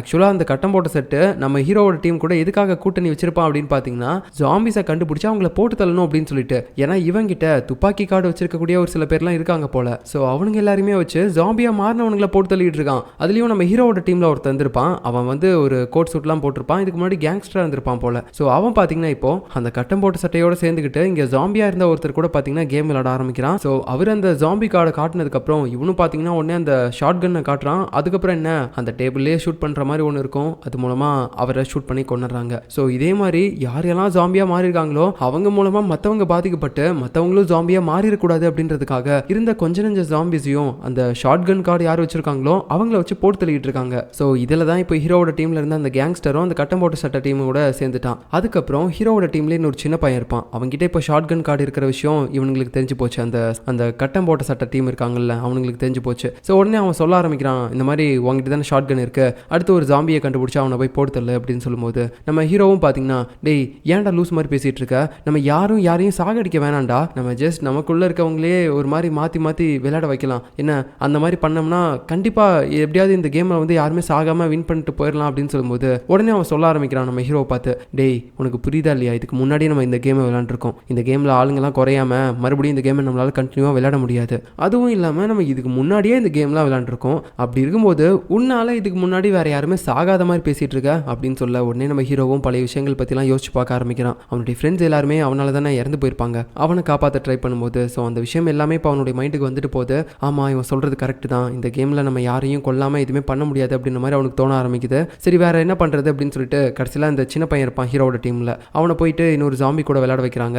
இவனுக்கு விருப்பமே இல்லைன்னா கூட இவன் ஜாம்பியாக மாறுறதை தடுக்கிறதுக்காகவாவது அவனுடைய ஆப்பனண்ட்டை கொல்றதுக்கு அவன் அந்த ஷார்ட் கன்னை பயன்படுத்தி தான் ஆகணும். ஸோ அந்த கார்டை யூஸ் பண்ணுறான், அதுக்கப்புறம் அவனுடைய ஆப்பனண்ட்டையும் கொல்றான். பயங்கரமாக அவன் கஷ்டப்படுறான், என்னை மன்னிச்சிருங்க அப்படின்னு சொல்லிட்டு. ஸோ இப்போ மறுபடியும் அதே மாதிரி சில ரவுண்டு எல்லாமே போக ஆரம்பிக்குது. இப்படியே பார்த்தீங்கன்னா இவங்க ஒரு 10-15 ரவுண்டுக்கு மேலே விளையாட ஆரம்பிச்சிட்டாங்க.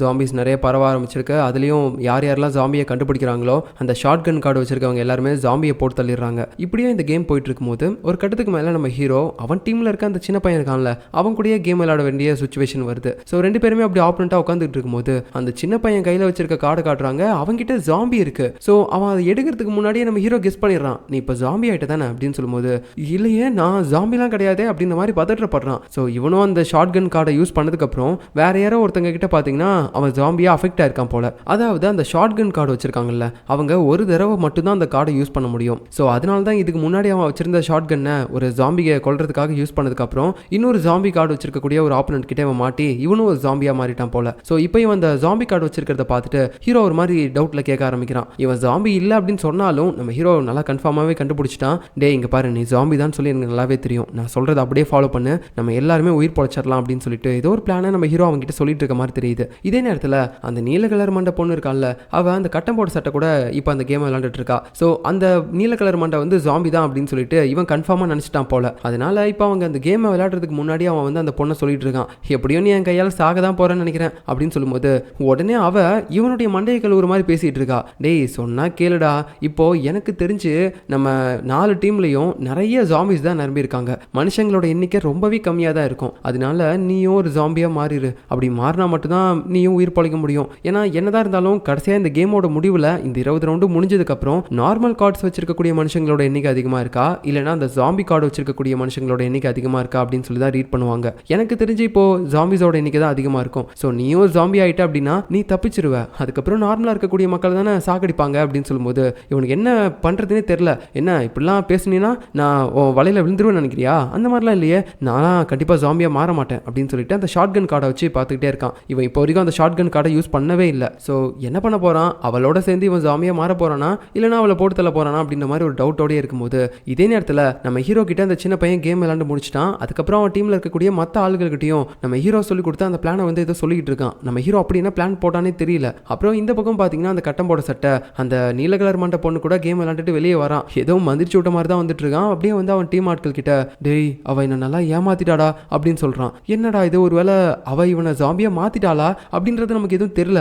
நெக்ஸ்ட் சீன்ல அந்த நீல கலர் மண்டை பொண்ணு, ஐயோ அவ பேரு ரேவா, நான் இனிமேல் அப்படியே கூப்பிடுறேன். ஸோ அவளை பார்க்கறதுக்காக போறான். அவ இருக்கிறாளா இல்ல அந்த கட்டம் போட சட்டை பையன்கிட்ட மாட்டி செத்து போயிட்டாளா அப்படின்னு சொல்லி பார்க்கறதுக்கு போய் பார்த்தா அவ உயிரோட இருக்கா. ஸோ இவனுக்கு ஒண்ணுமே புரியல, நீ எப்படி உயிரோட இருக்க அப்படின்ற மாதிரி யோசிச்சுட்டு இருக்கான். ஸோ ஒன்னு இவ கண்டிப்பா அவனை ஜாம்பியா மாத்திருக்கணும், இல்ல அப்படின்னா இவ ஜாம்பியா இல்லாம இருக்கணும். ஸோ 19 ரவுண்டு முடிச்சிட்டாங்க. இப்போ ஃபைனல் ரவுண்டு. இந்த ரவுண்ட்ல நம்ம ஹீரோ அந்த ரே கிட்ட தான் ப்ளே பண்ணிட்டு இருக்கான். அந்த டைம்ல நம்ம ஹீரோ அவளை பார்த்து ஏய் நீ ஜாம்பி இல்லை தானே, உங்ககிட்ட வேக்சினும் கிடையாது அப்படின்னு சொல்ல உடனே இவளுக்கு ஒரு மாதிரி ஷாக் ஆயிடுச்சு. ஏய் நான் ஜாம்பி இல்லை அப்படின்றது உனக்கு எப்படி தெரியும்? ஏன்னா நான் ஸ்டார்டிங்ல இருந்து பார்த்தேன், நீ ஸ்டார்டிங்ல இருந்தே ஜாம்பி ஜாம்பி அப்படின்னு சொல்லிட்டு இருந்தியே தவிர உன்னால இது வரைக்கும் யாருமே ஜாம்பியா மாறவே இல்லை. எனக்கு அப்பதான் தெரிய வந்துச்சு நீ ஜாம்பியே கிடையாது அப்படின்னு சொல்லிட்டு. நீ எதுக்காக ஸ்டார்டிங்ல இருந்து ஜாம்பி அப்படின்னு சொல்லி ஊரை ஏமாத்திட்டு தெரியுமா? ஏன்னா நீ ஜாம்பின்னு சொல்லும் போது தான் மற்ற ஜாம்பி பிளேயர்ஸ் யாருமே உங்ககிட்ட வர மாட்டாங்க. அப்பதான் நீயும் நார்மல் பிளேயராகவே இருக்கலாம், கடைசி வரைக்கும் ஜாம்பியா மாற மாட்டேன் அப்படின்ற மாதிரி நினைச்சிட்டு இருந்த. அதுவும் இல்லாமல் இந்த ஷார்ட் கன் கார்டு வச்சிருக்கக்கூடிய பிளேயர்ஸ் கிட்டையும் நீ மாட்டவே இல்லை.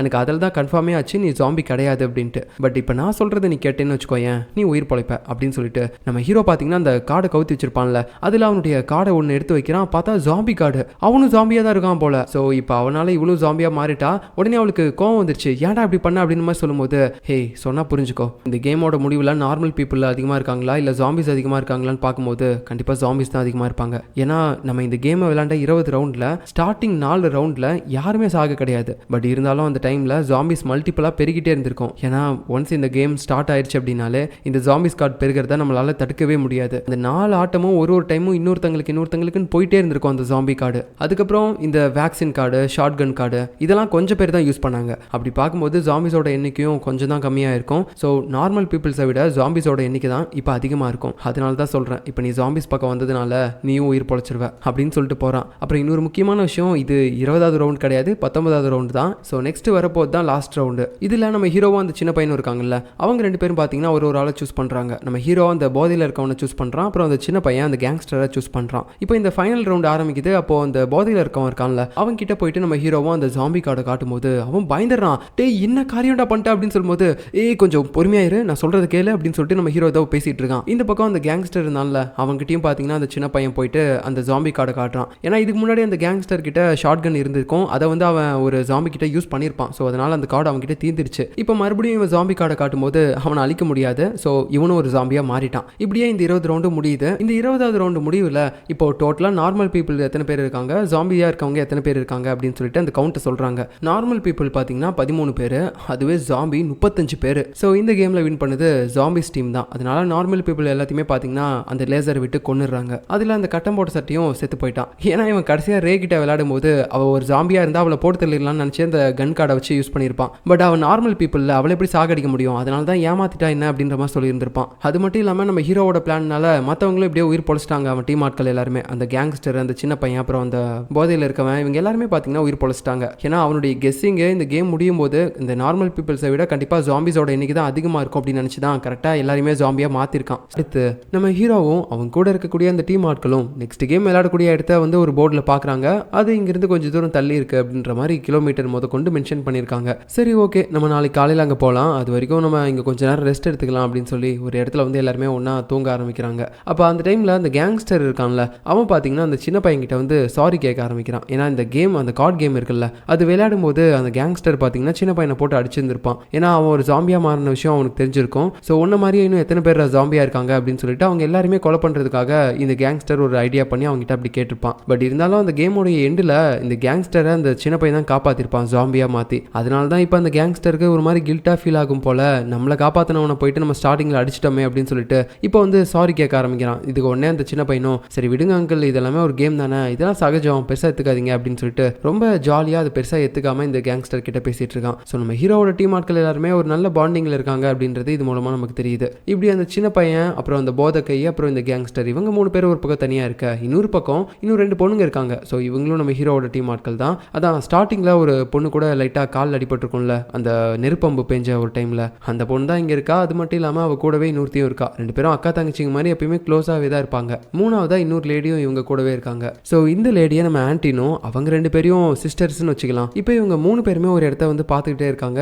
பாவம் இந்த பையன் ரொம்ப தனிமையாக இருக்கான், அவன் ஒய்ஃபை சீக்கிரமாக கண்டுபிடிக்கணும்னு நினைக்கிறான் அப்படின்ற மாதிரி சொல்கிறாங்க. யார்டா அப்படின்னு பார்த்தா நம்ம ஹீரோ தான். ஸோ அவனுக்கு அவனுடைய ஒய்ஃப் ஞாபகம், ஹீரோயினோட ஞாபகம் அதிகமாக வந்துச்சு போல. அதனால தான் அப்படி தனிமையாக உட்காந்துக்கிட்டு வானத்தையே பார்த்துக்கிட்டு இருக்கான். இதே நேரத்தில் நம்ம ஹீரோயினோட கற்பனையை காட்டுறாங்க. ஸோ அவளுக்கு அவளுடைய அப்பா பார்த்தீங்கன்னா அடிக்கடி அந்த மலையிலேருந்து கீழே விழுந்து சாகிற மாதிரி ஒரு கற்பனை வரும்ல, அதே மாதிரி பில்டிங்ல இருந்து கீழே விழுற மாதிரி அவளுக்கு பயங்கரமான ஒரு கற்பனை வந்திருக்கும் போல. ஸோ அந்த மாதிரி கற்பனையினால அவள் ரொம்ப கஷ்டப்பட்டு இருந்திருப்பா. அதை பற்றி தான் அடிக்கடி ஒரு மாதிரி பேசிக்கிட்டு புலம்பிட்டு வந்திருப்பா. அந்த டைமில் தான் நம்ம ப்ரொஃபஸர் வந்து அவளை மீட் பண்ணியிருப்பாங்க. ஸோ அவங்ககிட்ட இந்த மாதிரி என்னோட அப்பாவோட கனவு அதிகமாக என்கிட்ட வந்துட்டே இருக்கு, என் அப்பாவை என்னால் மறக்காமல் இருக்கவே முடியல, எப்பயுமே எனக்கு அவருடைய நினைப்பாக தான் இருக்குது அப்படின்னு சொல்லியிருப்பாளா. உடனே இந்த ப்ரொஃபஸரும் சரி ஓகே, நான் அவரோட இடத்துக்கு ஒன்று கூப்பிட்டு போகிறேன், நீ அப்போ என் கூட வருவியா அப்படின்னு மாதிரி கேட்க, அவள் பார்த்தீங்கன்னா எதை பற்றியுமே கவலைப்படாமல் என் அப்பாவை பார்க்குற மாதிரி இருந்தால் நான் மரணத்துக்கு கூட போவேன் அப்படின்னு சொல்லும்போது சரி ஓகே அப்படின்னு சொல்லிட்டு அதுக்கப்புறமேட்டு தான் அந்த ப்ரொஃபஸரும் அவகிட்ட ஏதோ ஒன்று பண்ணி அவளை இந்த கற்பனை உலகத்துக்கு கூப்பிட்டு வந்திருக்கான். ஸோ நம்ம ஹீரோயினும் இப்போ அந்த கற்பனை உலகத்தில் தான் இருக்கா, அந்த பார்டர் லேண்டில்.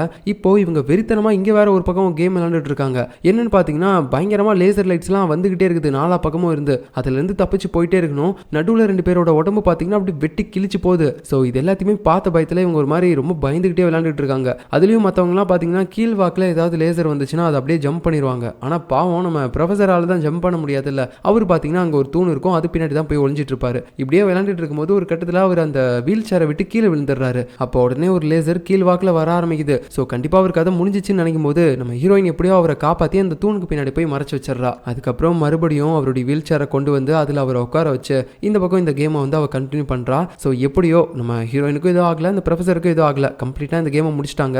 அதுக்கப்புறம் இவங்க கூடயும் பார்த்தீங்கன்னா ஒரு சில பேர்லாம் இருக்காங்க பிளேயர்ஸ், அவங்க எல்லாருமே ஒரு டீமாக சேர்ந்து இப்போ நடந்து போயிட்டு இருப்பாங்களா. அந்த நேரத்தில் இவங்க எல்லாருமே அவங்களுடைய பர்சனலான விஷயத்தை பற்றி ஷேர் பண்ணிட்டு போயிட்டு இருப்பாங்க. அப்போ நம்ம ஹீரோயினும் அவள் அப்பா பேரை சொல்கிறா. அப்போ அந்த வழியாக போன 2 பொண்ணுங்க உடனே அங்கேருந்து 2 பொண்ணுங்களும் ஓ அவரா, அதான் இந்த ஆக்சிஜன் டேங்க் கூட இல்லாமல் மலையோட உச்சி வரைக்கும் போயிட்டு வந்தேன்னு சொல்லி போய் சொன்னார்ல, அவரை பற்றி நியூஸில் கூட நிறையா வந்துச்சு, அவர் ஒரு ஏமாத்துக்காரர் இல்லை, அவருடைய பொண்ணானி அப்படின்ற மாதிரி ஓப்பனாக அவகிட்டே கேட்கும்போது அவள் மனசு ரொம்ப கஷ்டப்படுது. ஸோ அதுக்கப்புறம் அந்த பொண்ணுங்களும் ஒரு மாதிரி ஐயோ மன்னிச்சிருங்க தெரியாமல் சொல்லிட்டோம் அப்படின்னு சொல்லிட்டு நக்கலாக பேசிட்டு போதுங்க. அப்போ இந்த நேரத்தில் நம்ம ப்ரொஃபஸர் ஒரு மாதிரி சைலண்டாகவே வந்துட்டு இருப்பான். அப்போ தான் ஒரு ஃப்ளாஷ்பேக்கை பற்றி யோசிச்சு பார்க்க ஆரம்பிக்கிறான். இவன் ஸ்டார்டிங்கில் அந்த பார்க்கிங்கில் போயிருப்பான்ல, அங்கே கூட அந்த கேம் நடந்திருக்கும், ஆக்சுவலான பார்டர் லேண்ட் கேமு. அதில் எல்லாருமே எலக்ட்ரிக் ஷாக் அடிச்சு செத்து போயிருப்பாங்க, இவர் தான் கடைசியாக உயிர் பொழைச்சிருப்பார்ல. அந்த நேரத்தில் அங்கே அந்த பாண்டா வந்திருப்பான், தான் சீசன் 2ல் வின் பண்ணி நான் அந்த பார்டர் லேண்ட்லேயே இருக்கேன் அப்படின்னு சொன்னான்ல, அவன் வந்து நம்ம ப்ரொஃபஸர் கிட்ட ஒரு ஆஃபர் பண்ணியிருப்பான். இந்த மாதிரி நான் சொல்கிற ஒரு பொண்ணை நீ என்கிட்ட கூட்டு வரணும் அந்த பார்டர் லேண்ட் கேமுக்கு, அவளை அங்கே கூட்டிகிட்டு வந்த அப்படின்னா நீயும் உள்ளே வரலாம், உனக்கும்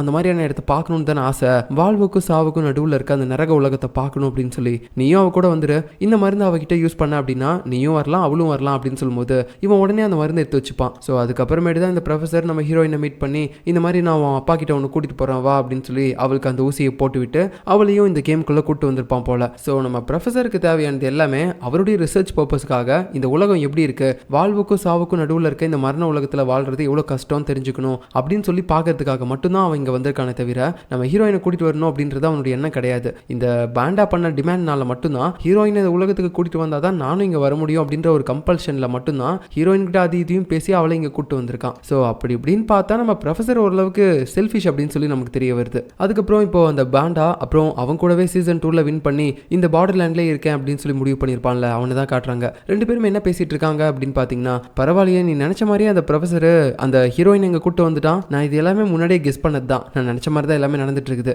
நான் ஹீரோயினை கூட்டு வரணும் அப்படின்றது கூட என்னோட விருப்பம் கிடையாது, ஹீரோ இந்த இடத்துக்கு வரணும், அதுக்காக தான் நான் ஹீரோயினை இங்கே கூட்டிட்டு வர வேண்டியதாக போயிடுச்சு. ஸோ ஹீரோ நமக்கு தேவைப்படுவான். அவனை பொறுத்த வரைக்கும் நம்ம அவனை ஒரு காத்தாடி மாதிரி யூஸ் பண்ணிக்கலாம். அந்த காத்தாடியை நம்ம எப்படி வேணாலும் வளைக்கலாம். அதுக்கு தேவைப்படக்கூடிய நூல் தான் அவனுடைய ஒய்ஃபு. ஸோ அவள் எங்கே போனாலும் கண்டிப்பாக அவளை தேடி அவன் வருவான்னு நினச்சேன், அதே மாதிரி வந்துட்டான். இதுக்கு மேலே தான் நம்மளுடைய மெயினான ஆட்டமே இருக்குது அப்படின்னு மாதிரி சொல்லிட்டு இருக்கான். ஸோ இந்த பாண்டா எதுக்காக நம்ம ஹீரோவை இங்கே கூட்டிகிட்டு வரணும் அப்படின்னு நினச்சான், அவன் இங்கே இருக்கிறது மூலமாக இவனுங்களுக்கு என்ன லாபம் அப்படின்னு சொல்லி நமக்கு ஒன்றுமே தெரியல. பட் ஓவராலாக பார்க்கும்போது நம்ம ஹீரோவை இந்த இடத்துக்கு கூட்டு வரணும் அப்படின்றது தான் இந்த பேண்டாவோட பிளானே. அதுக்காக தான் இது எல்லாமே பண்ணியிருக்கான். இப்போ நெக்ஸ்ட் நம்ம ஹீரோயினையும் ப்ரொஃபஸரையும் காட்டுறாங்க. ரெண்டு பேரும் பார்த்தீங்கன்னா இப்போ அடுத்த கேம் விளையாடுறதுக்காக வந்திருக்காங்க.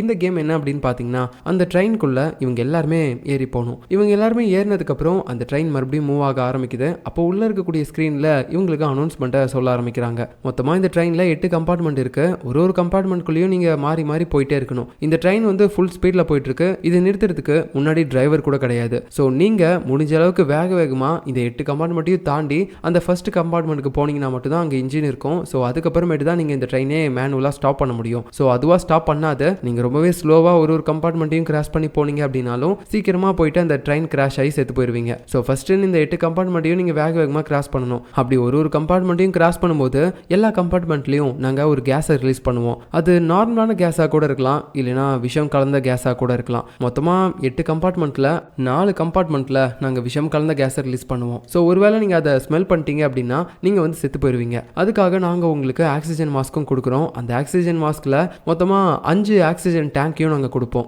ஒரு கம்பார்ட்மெண்ட்டுக்கு நீங்கள் ஒரு ஆக்சிஜன் டேங்கை தான் யூஸ் பண்ண முடியும். ஏன்னா நீங்கள் ஒரு 30 செகண்ட்ஸ் சுவாசிக்கிற அளவுக்கு தான் அந்த ஆக்சிஜன் டேங்க்கில் உங்களுக்கு கெப்பாசிட்டியே இருக்கும். ஸோ அந்த 8 கம்பார்ட்மெண்ட்டில் எந்த 4 கம்பார்ட்மெண்ட் நாங்கள் விஷம் கலந்த கேஸை ரிலீஸ் பண்ணுவோம் அப்படின்றத நீங்கள் ஃபஸ்ட்டே கரெக்டாக கெஸ் பண்ணி அதுக்கேற்ற மாதிரி தான் உங்களோட ஆக்சிஜன் டேங்கை நீங்கள் யூஸ் பண்ணணும். ஏன்னா உங்ககிட்ட 5 ஆக்சிஜன் டேங்க் தான் நாங்கள் கொடுப்போம். அதுவும் இல்லாமல் மற்றவங்க கிட்ட இருக்கக்கூடிய ஆக்சிஜன் டேங்கை நீங்கள் யூஸ் பண்ண முடியாது. அதே சமயம் நீங்கள் மறுபடியும் அந்த கம்பார்ட்மெண்ட்டுக்கே ரிட்டர்ன் போக முடியாது. அப்படி பண்ணீங்க அப்படின்னா உங்களை கேம்லேருந்து எலிமினேட் பண்ணிடுவோம் அப்படின்ற மாதிரி சொல்லி இந்த கேமோடைய ரூல்ஸை சொல்கிறாங்க. அதுக்கப்புறம் முன்னாடி கம்பார்ட்மெண்ட் பார்த்தீங்கன்னா ஓப்பன் ஆகுது. ஸோ இப்போ நீங்கள் எல்லாரும் உள்ளே போகலாம் அப்படின்னு சொல்லும்போது அந்த ஃபர்ஸ்ட் கம்பார்ட்மெண்ட்குள்ளே இவங்க போக ஆரம்பிக்கிறாங்க.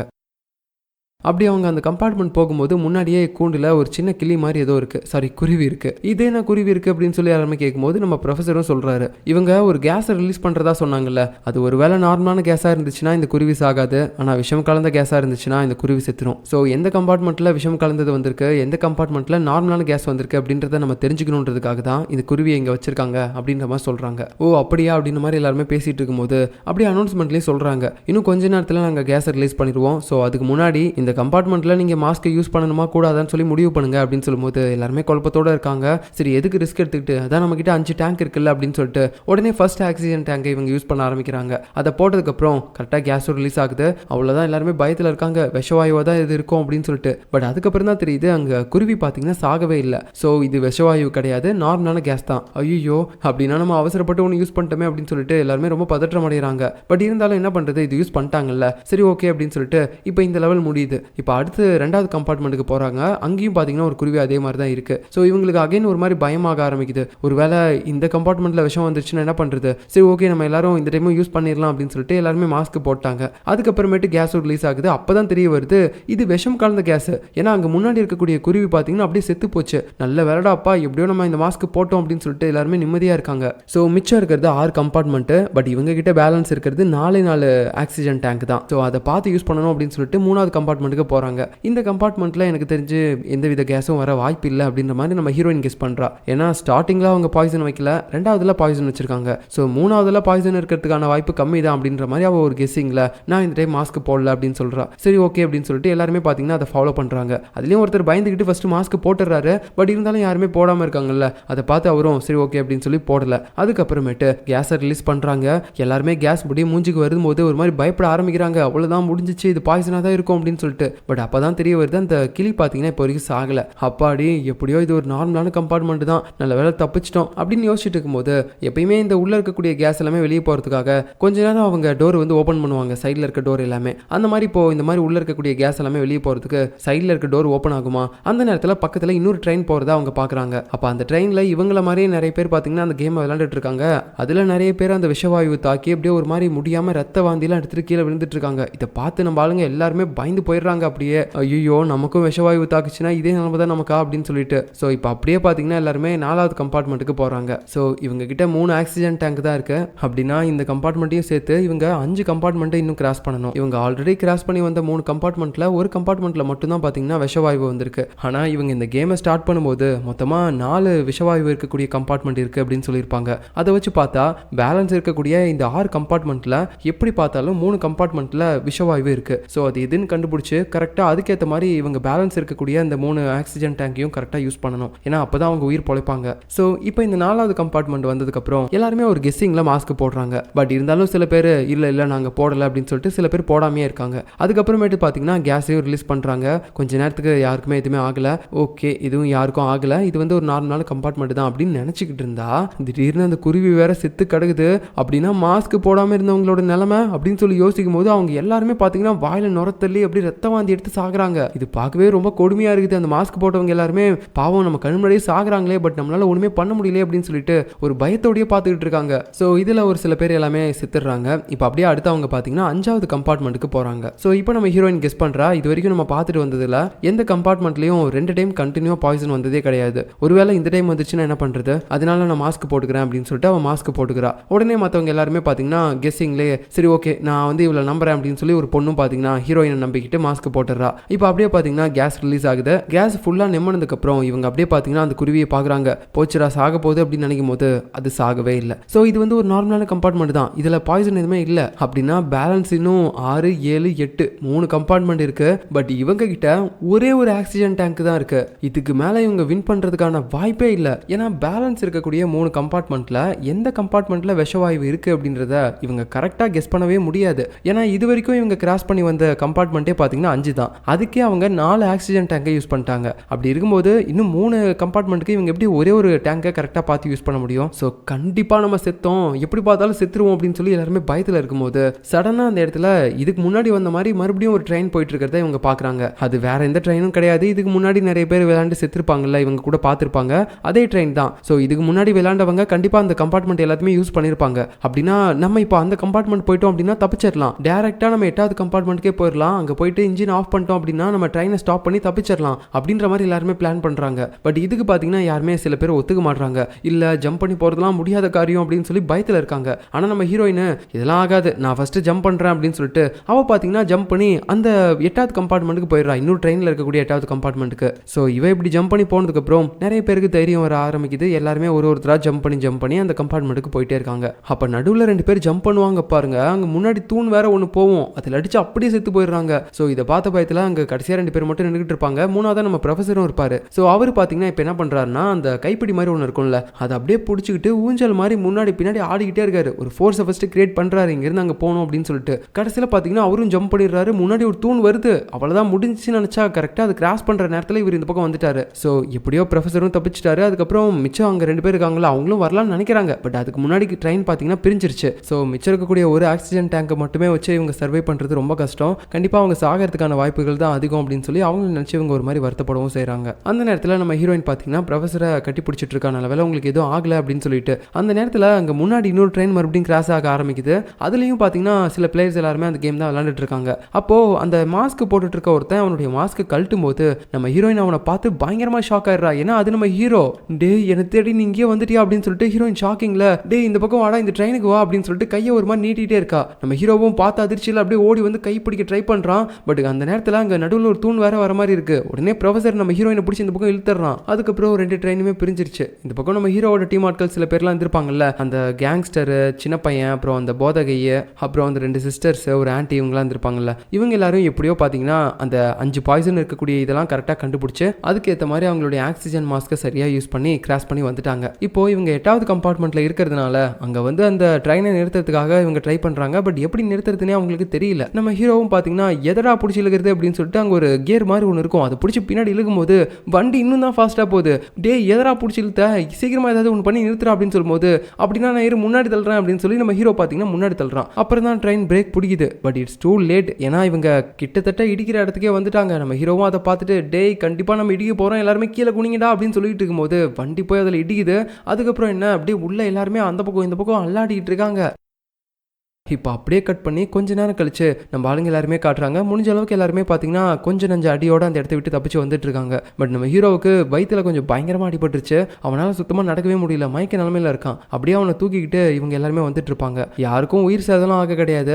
பட் நம்ம ஹீரோ மட்டும் இப்போ வரைக்கும் மயக்கத்தில் இருக்கிறத பார்த்து பக்கத்தில் இருக்கக்கூடிய ஒரு சில மெடிக்கல் ஷாப்பாக கண்டுபிடிச்சு அந்த சிஸ்டர் இருக்காங்கல்ல, அதில் இருக்கக்கூடிய அந்த தங்கச்சி சில பொருள் எல்லாம் எடுத்துகிட்டு வந்து கொடுக்குறா. இந்தாங்க இதில் ஸ்டிச்சஸ் பண்ண தேவையான பொருள் எல்லாமே இருக்குது, நீங்கள் எப்படியாவது அவருக்கு ஸ்டிச்சஸ் போடுங்க அப்படின்னு சொல்லி அந்த போதகை கிட்ட சொல்லும்போது அவர் வந்து பயப்பட ஆரம்பிக்கிறாரு. ஏய் என்னடா காமெடி பண்றீங்களா, நான் இப்படிடா இதெல்லாம் பண்ண முடியும், நான் என்ன டாக்டரா அப்படின்னு சொல்லும்போது உடனே ஸ்டார்டிங்ல அந்த பொண்ணு காலில் வில்லு குத்திருக்கோம்ல, அந்த பொண்ணு அவ காலை காட்டி கண்டிப்பா உங்களால பண்ண முடியும், ஏன்னா நீங்க தானே இதோட ரத்த போக்கெல்லாம் நிறுத்துனீங்க, இப்போ பாருங்க நான் நல்லா நடக்கல அப்படின்னு சொல்லும்போது, ஏய் அது ரத்த போக்க நிறுத்தது சும்மா நான் ஒரு துணியை எடுத்து கட்டி விட்டேன், இப்போ நீங்க வந்து என்ன தையல்லாம் போட சொல்றீங்க, நான் எப்படி பண்ணுவேன் அப்படின்னு சொல்லும்போது, உங்களால முடியும் தயவு செஞ்சு போடுங்க, இப்போ உங்களை விட்டா வேற யாருமே எங்களுக்கு கிடையாது அப்படின்னு சொல்லும்போது அவரும் பதற்றப்படுறாரு. அதுக்கப்புறம் ஒரு டெட்டால் கொண்டு வந்திருப்பாங்க, அதையே எடுத்து சரக்கு மாதிரி அவர் அடிச்சிட்டு இருக்காரு. யோ இது சரக்கு இல்லையா அப்படின்னு சொல்லும்போது, அட விடுமா எனக்கு கொஞ்சம் கை நடக்கும் நிற்கும், அதுக்காக தான் இப்போ குடிக்கிறேன் அப்படின்னு சொல்லிட்டு அதை எடுத்து குடிக்கிறாரு. அதுக்கப்புறம் கொஞ்சம் மனசுல தைரியத்தை வர வச்சுக்கிட்டு நம்ம ஹீரோவுக்கு பார்த்தீங்கன்னா அவர் ஸ்டிச்சஸே போட ஆரம்பிக்கிறாரு. இப்போ அப்படியே கட் பண்ண இன்னொரு பக்கம் ஹீரோயினை காட்டுறாங்க.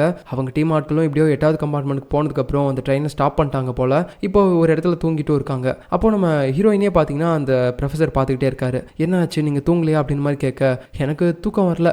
ஏன் ப்ரொஃபஸர் என்ன ஆச்சு அப்படின்னு கேட்க, உன்னோட அப்பா அடிக்கடி இறந்து போகிற மாதிரி உனக்கு ஒரு கெட்ட கனவு வந்துட்டே இருக்கும் அப்படின்னு சொல்லுவல்ல, அதே மாதிரி தான் என்னையும் தூங்க விடாமல் ஒரு கெட்ட கனவு வந்துகிட்டே இருக்கு அப்படின்னு அவர் சொல்ல, இப்போ நமக்கு இவரை பற்றின ஒரு சின்ன ஃப்ளாஷ்பேக்கை காட்டுறாங்க. என்னன்னா சில வருஷங்களுக்கு முன்னாடி நம்ம ப்ரொஃபஸர் காலில் அடிபடாமல் நல்லா தான் இருந்திருக்காரு. அவர் வீல் சேர்லலாம் இல்லை. ஒரு நாள் இவர் பாடம் எடுத்து முடிச்சதுக்கப்புறம் அந்த கிளாஸில் இருக்கக்கூடிய ஒரு பொண்ணு மட்டும் பார்த்தீங்கன்னா வந்து கேட்க ஆரம்பிக்கிறா, ப்ரொஃபஸர் நீங்கள் ஒரு ரிசர்ச் பண்ணிட்டு இருக்கீங்கல்ல, செத்ததுக்கப்புறம் உலகம் எப்படி இருக்கும் அப்படின்னு சொல்லிட்டு, அதை வந்து நானும் படித்து பார்த்தேன். அந்த ஆர்டிக்கல் எல்லாமே எனக்கு ரொம்ப பிடிச்சிருந்துச்சு, அந்த விஷயத்தில் எனக்கு ரொம்ப இன்ட்ரெஸ்ட்டாக இருக்குது, நான் இன்னும் அதை பற்றி நிறைய தெரிஞ்சுக்கணும்னு நினைக்கிறேன் அப்படின்னு சொல்லும்போது, அந்த ப்ரொஃபஸரும் அவளை பார்த்து, இந்த காலேஜில் நீ ஒருத்தி மட்டும் தாண்டி இந்த விஷயத்தில் வந்து ரொம்ப இன்ட்ரெஸ்டிங்காக என்கிட்ட கேட்டிருக்க, நான் எழுதின ஆர்டிக்கலை பார்த்து அப்படின்னு சொல்லிட்டு கொஞ்சம் கொஞ்சமாக அந்த பொண்ணு கூட அவர் பேச்சு கொடுக்க ஆரம்பிக்கிறாரு. நாளை போக்கில் 2 பேரும் ரொம்ப ஃப்ரெண்ட்ஸ் மாதிரி ஆயிருப்பாங்க. அப்போ ஒரு கட்டத்துக்கு மேலே நம்ம ப்ரொஃபஸரும் பார்த்தீங்கன்னா அவர் கண்டுபிடிச்சிருக்கக்கூடிய ஒரு ஸ்பெஷலான மருந்தை பற்றி அந்த பொண்ணுகிட்ட காட்டுறாரு. இங்கே பார்த்தியா, இந்த மருந்து தான் நான் இது நாள் வரைக்கும் கண்டுபிடிச்சிருக்கேன், இதை நம்ம யூஸ் பண்ணோம் அப்படின்னா வாழ்வுக்கும் சாவுக்கும் நடுவில் இருக்கக்கூடிய அந்த நரக உலகத்துக்கு நம்ம போயிட்டு வரலாம். இறந்ததுக்கு அப்புறமேட்டு தான் எல்லாருமே போவாங்க, பட் நம்ம வாழும் போதே ஒரு செகண்ட் அதை போய் பார்த்துட்டு மறுபடியும் நிஜ உலகத்துக்கு வந்துடலாம் அப்படின்னு சொல்லும்போது, சரி ஓகே எனக்கு அந்த மருந்தை யூஸ் பண்ணணும் போல இருக்குது, தயவு செஞ்சு எனக்கு அதை யூஸ் பண்ணுங்க அப்படின்னு சொல்லும்போது, நம்ம ப்ரொஃபஸர் ஸ்டார்டிங்கில் ஒத்துக்கல, இல்லைம்மா இதை வந்து நான் இப்போ தான் கண்டுபிடிச்சிருக்கேன், இதனால என்னென்ன மாதிரியான சைடு எஃபெக்ட்லாம் வரும் அப்படின்றது எனக்கே தெரியாது, அதனால தான் சொல்கிறேன் புரிஞ்சுக்கோ அப்படின்னு சொல்லும்போது, பரவாயில்ல ப்ரொஃபஸர் எனக்கு என்ன ஆனாலும் பரவாயில்ல, நான் ஒரு டைமாவது அந்த உலகத்தை போய் பார்க்கணும் அப்படின்ற மாதிரி அவள் ஆசைப்பட்டு கேட்டிருப்பா. சரி ஓகேம்மா அப்படின்னு சொல்லிட்டு அவளை ஒரு நாள் பார்த்தீங்கன்னா ரிசர்ச் பண்ணுற இடத்துக்கு கூட்டு வந்து அவளுடைய கையில் அந்த மருந்தை இன்ஜெக்ட் பண்ணியிருப்பாரு. ஒரு 1 இல்லைனா 2 நிமிஷம் கழிச்சு அவள் எந்திரிச்சிருவா அப்படின்னு சொல்லி இவரும் வெயிட் பண்ணி பார்க்குறாரு. பட் அந்த பொண்ணு எந்திரிக்கவே இல்லை. அப்போ தான் அவருக்கு தெரிய வருது இந்த பொண்ணு செத்தே போயிட்டா அப்படின்ட்டு. ஸோ இதனால இவர் ரொம்பவே ஷாக் ஆயிடுறாரு. பதற்றத்தில் என்ன பண்ணுறதுனே அவருக்கு தெரியல. ஸோ அதுக்கப்புறம் பார்த்தீங்கன்னா இந்த கேஸ் நடக்க ஆரம்பிச்சிருக்கு. இந்த பொண்ணு இறந்து போனதுக்கு காரணம் இவர் தான் அப்படின்ற மாதிரி ஒரு பக்கம் பேசினாலும் அதை கரெக்டாக நிரூபிக்கிற மாதிரி எந்தவித எவிடன்ஸும் கிடையாது அப்படின்னு சொல்லி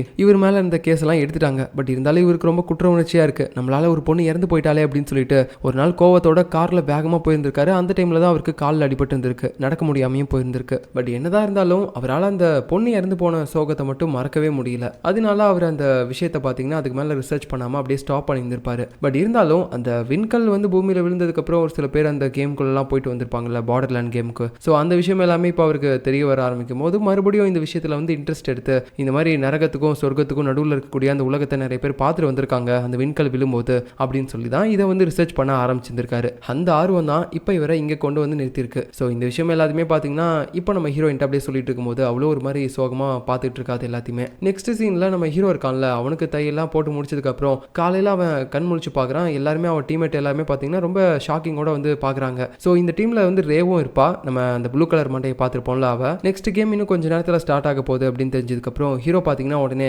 ஏய் நீங்களாம் இங்கே என்ன பண்ணுறீங்க, உடனே கிளம்புங்க நைட் ஆகுது இல்லை அப்படின்னு சொல்லும்போது அவங்க எல்லாருமே சொல்கிறாங்க பரவாயில்ல இருக்கட்டும், நீ இல்லாமல் நாங்கள் யாருமே அந்த கேமுக்குள்ளே போக மாட்டோம், ஏன்னா இதுக்கு முன்னாடி நாங்கள் விளையாண்ட அந்த கேம் எல்லாத்துலேயுமே நாங்கள் வின் பண்ணுறதுக்கு நீ தான் எனக்கு நிறைய ஹெல்ப் பண்ணியிருக்க, அப்படி இருக்கும்போது உன்னை மட்டும் தனியாக விட்டுட்டு பார்த்துட்டு எங்களால் அந்த கேமுக்கு போக முடியாது அப்படின்ற மாதிரி எல்லாருமே முடிவாக பேசுகிறாங்க. ஸோ ஹீரோவுக்குலாம் அவங்க நினச்சி அழுகிறதா இல்லை என்ன பண்ணுறது அப்படின்னே ஒன்றுமே தெரியல. அப்படியே ஒரு மாதிரி ரொம்ப கஷ்டமாக இருக்குது. ஏன்னா நம்ம மேலே இவங்க எல்லாருமே இந்த அளவுக்கு பாசம் வச்சிருக்காங்களே அப்படின்னு சொல்லிட்டு அவனுக்கு பார்த்தீங்கன்னா ஒரு மாதிரி எமோஷனலாக இருக்குது. இப்போ அப்படியே கட் பண்ணால் அடுத்து நைட் ஆகுது. இந்த பக்கம் நம்ம ஹீரோயினோட டீம் இருக்காங்கல்ல, அவங்க பார்த்தீங்கன்னா ஈஃபில் டவர் மாதிரி ஒரு பெரிய டவர் இருக்குது. அந்த டவரில் வந்து ஏறிக்கிட்டு இருக்காங்க. ஸோ என்ன அப்படின்னு பார்த்தீங்கன்னா இந்த டவரில் ஒவ்வொரு மூலையிலையும் ஒவ்வொரு பஸர் இருக்குது. அந்த பஸர் எல்லாத்தையும் இவங்க போய் ப்ரெஸ் பண்ணாங்க அப்படின்னா ஒரு நம்பர் அந்த இடத்துல பாப்பப் ஆகும். அப்போ அந்த டைமில் இவங்க கண்ணில் ஒரு கண்ணாடி போட்டிருப்பாங்கல்ல, அந்த கண்ணாடியில் இவங்களுக்கு பாக்ஸ் மாதிரி போட்டு நிறைய நம்பர்ஸ்லாம் இருக்கும். ஸோ இவங்க கரெக்டாக ஒரு பஸரை அழுத்துறாங்கல்ல, அந்த நேரத்தில் இந்த கண்ணாடியில் தெரிகிற இந்த பாக்ஸில் அப்படியே பார்த்தீங்கன்னா ஸ்ட்ரெயிட் கோடில் எந்த நம்பராவது மேட்ச் ஆகணும். ஒன்று கீழேருந்து மேலே, இல்லை மேலேருந்து கீழே, இல்லை இந்த மாதிரி சைடில்.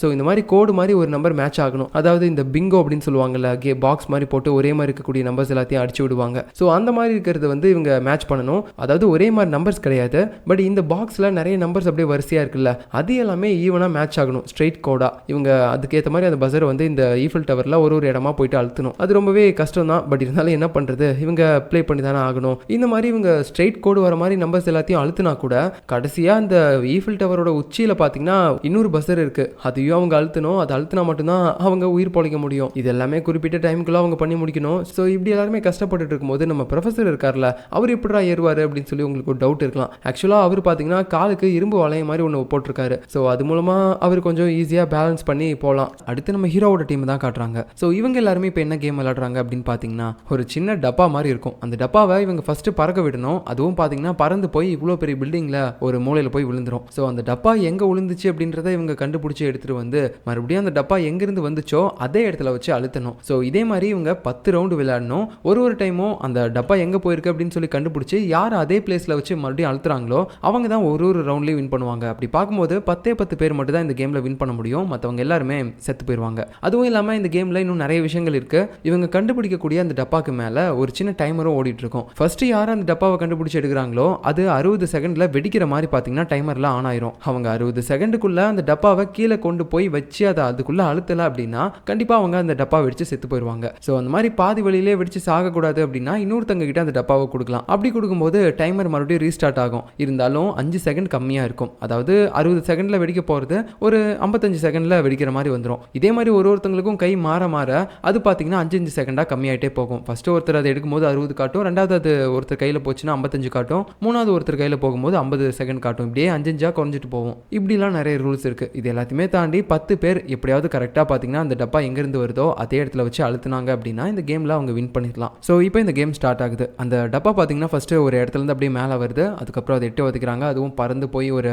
இடத்துல விழுது. அது பெரிய அடுக்குமாடி மாதிரி இருக்கிறதுனால எந்த ஃப்ளோரில் விழுந்துச்சு அப்படின்றதே ஃபஸ்ட்டு இவங்களுக்கு தெரியல. பட் இருந்தாலும் அப்படி இப்படின்னு கெஸ் பண்ணி எப்படியோ ஒருத்தன் பார்த்தீங்கன்னா அதை போய் எடுத்துட்டான். ஸோ இதே இடத்துல பார்த்தீங்கன்னா நம்ம ஹீரோவோட டீம் மாதிரியே வேற ஒரு டீம் ஆளும் இருக்காங்க. அவங்கள ஒருத்தன் தான் இப்போ இதை கண்டுபிடிச்சி எடுத்திருக்கான். இதை பார்த்தோன்னே அவன் கீழே எடுத்துகிட்டு போகிறானா, ஆனால் நம்ம ஆளுங்க விடுவாங்களா? அவங்களும் பார்த்தீங்கன்னா 10 ரவுண்டில் 10 பேர் தான் வின் பண்ண முடியும். ஸோ அதுக்குள்ளே நம்ம டீம் ஆளுங்க எப்படியாவது வின் பண்ணிடணும் அப்படின்னு சொல்லிட்டு அவங்ககிட்ட இருந்து அதை பிடுங்க ட்ரை பண்ணுறாங்க. பட் இருந்தாலும் வேலைக்கே ஆகல. அவன் தப்பிச்சு எடுத்துகிட்டு போயிட்டே இருக்கான். அவனுடைய கையில் பார்த்தீங்கன்னா செகண்ட்ஸ் வேறு ரொம்ப கம்மியாக இருக்குது. இல்லை சீக்கிரமாக கீழே போகணும் அப்படின்னு சொல்லி ஓடிட்டே இருக்கும்போது அங்கே ஒரு எஸ்கலேட்டர் இருக்கும். ஸோ அந்த எஸ்கலேட்டரில் போக முடியாது, இது வந்து கேமோட ரூல்ஸில் இல்லை அப்படின்னு சொல்லி அங்கே ஒரு போர்ட்லையும் மென்ஷன் பண்ணியிருக்காங்க. பட் இவன் என்ன பண்ணுறானா, அதெல்லாம் முடியாது, நான் போய் தான் ஆகணும், இந்த வழியாக போய் தான் ஆவேன் அப்படின்னு சொல்லிட்டு கீழே இறங்கும் போது அங்கேருந்து ஒரு லேசர் லைட் வந்து அவனை கொன்னுருது. ஸோ இது வந்து கேமுக்கு எதிரானது அப்படின்னு சொல்லி தான் அங்கே போர்டே போட்டிருக்காங்க. பட் அதை படிக்காமல் இவன் போயிட்டு செத்து போயிட்டான். இப்போ அதுக்கடுத்து அந்த இடத்துக்கு நம்ம கேங்ஸ்டர் பையன் இருக்கான்ல, அவன் வந்து இப்போ இறந்து போன ஒருத்தன் டப்பா எடுத்திருப்பான்ல, அந்த டப்பா கீழே விழுந்ததுக்கப்புறம் அதோட டைம் பார்த்தீங்கன்னா அப்படியே ஸ்டாப் ஆயிருக்கும். ஆனால் இவர் வந்து இப்போ அந்த டப்பாவை எடுத்ததுக்கப்புறம் அந்த டைம் மறுபடியும் ரீஸ்டார்ட் ஆகுது. பட் 5 செகண்ட் கம்மியாக இருக்குது. இப்போ 55 செகண்ட்லேருந்து ஸ்டார்ட் ஆகுது. ஸோ மறுபடியும் இப்போ இவர் எடுத்துகிட்டு போகும்போது அந்த ஆப்போனன்ட் டீமில் இருக்கக்கூடிய ஆளுங்கலாம் பார்த்தீங்கன்னா பயங்கரமாக தடுத்து நிறுத்திட்டு இருக்காங்க.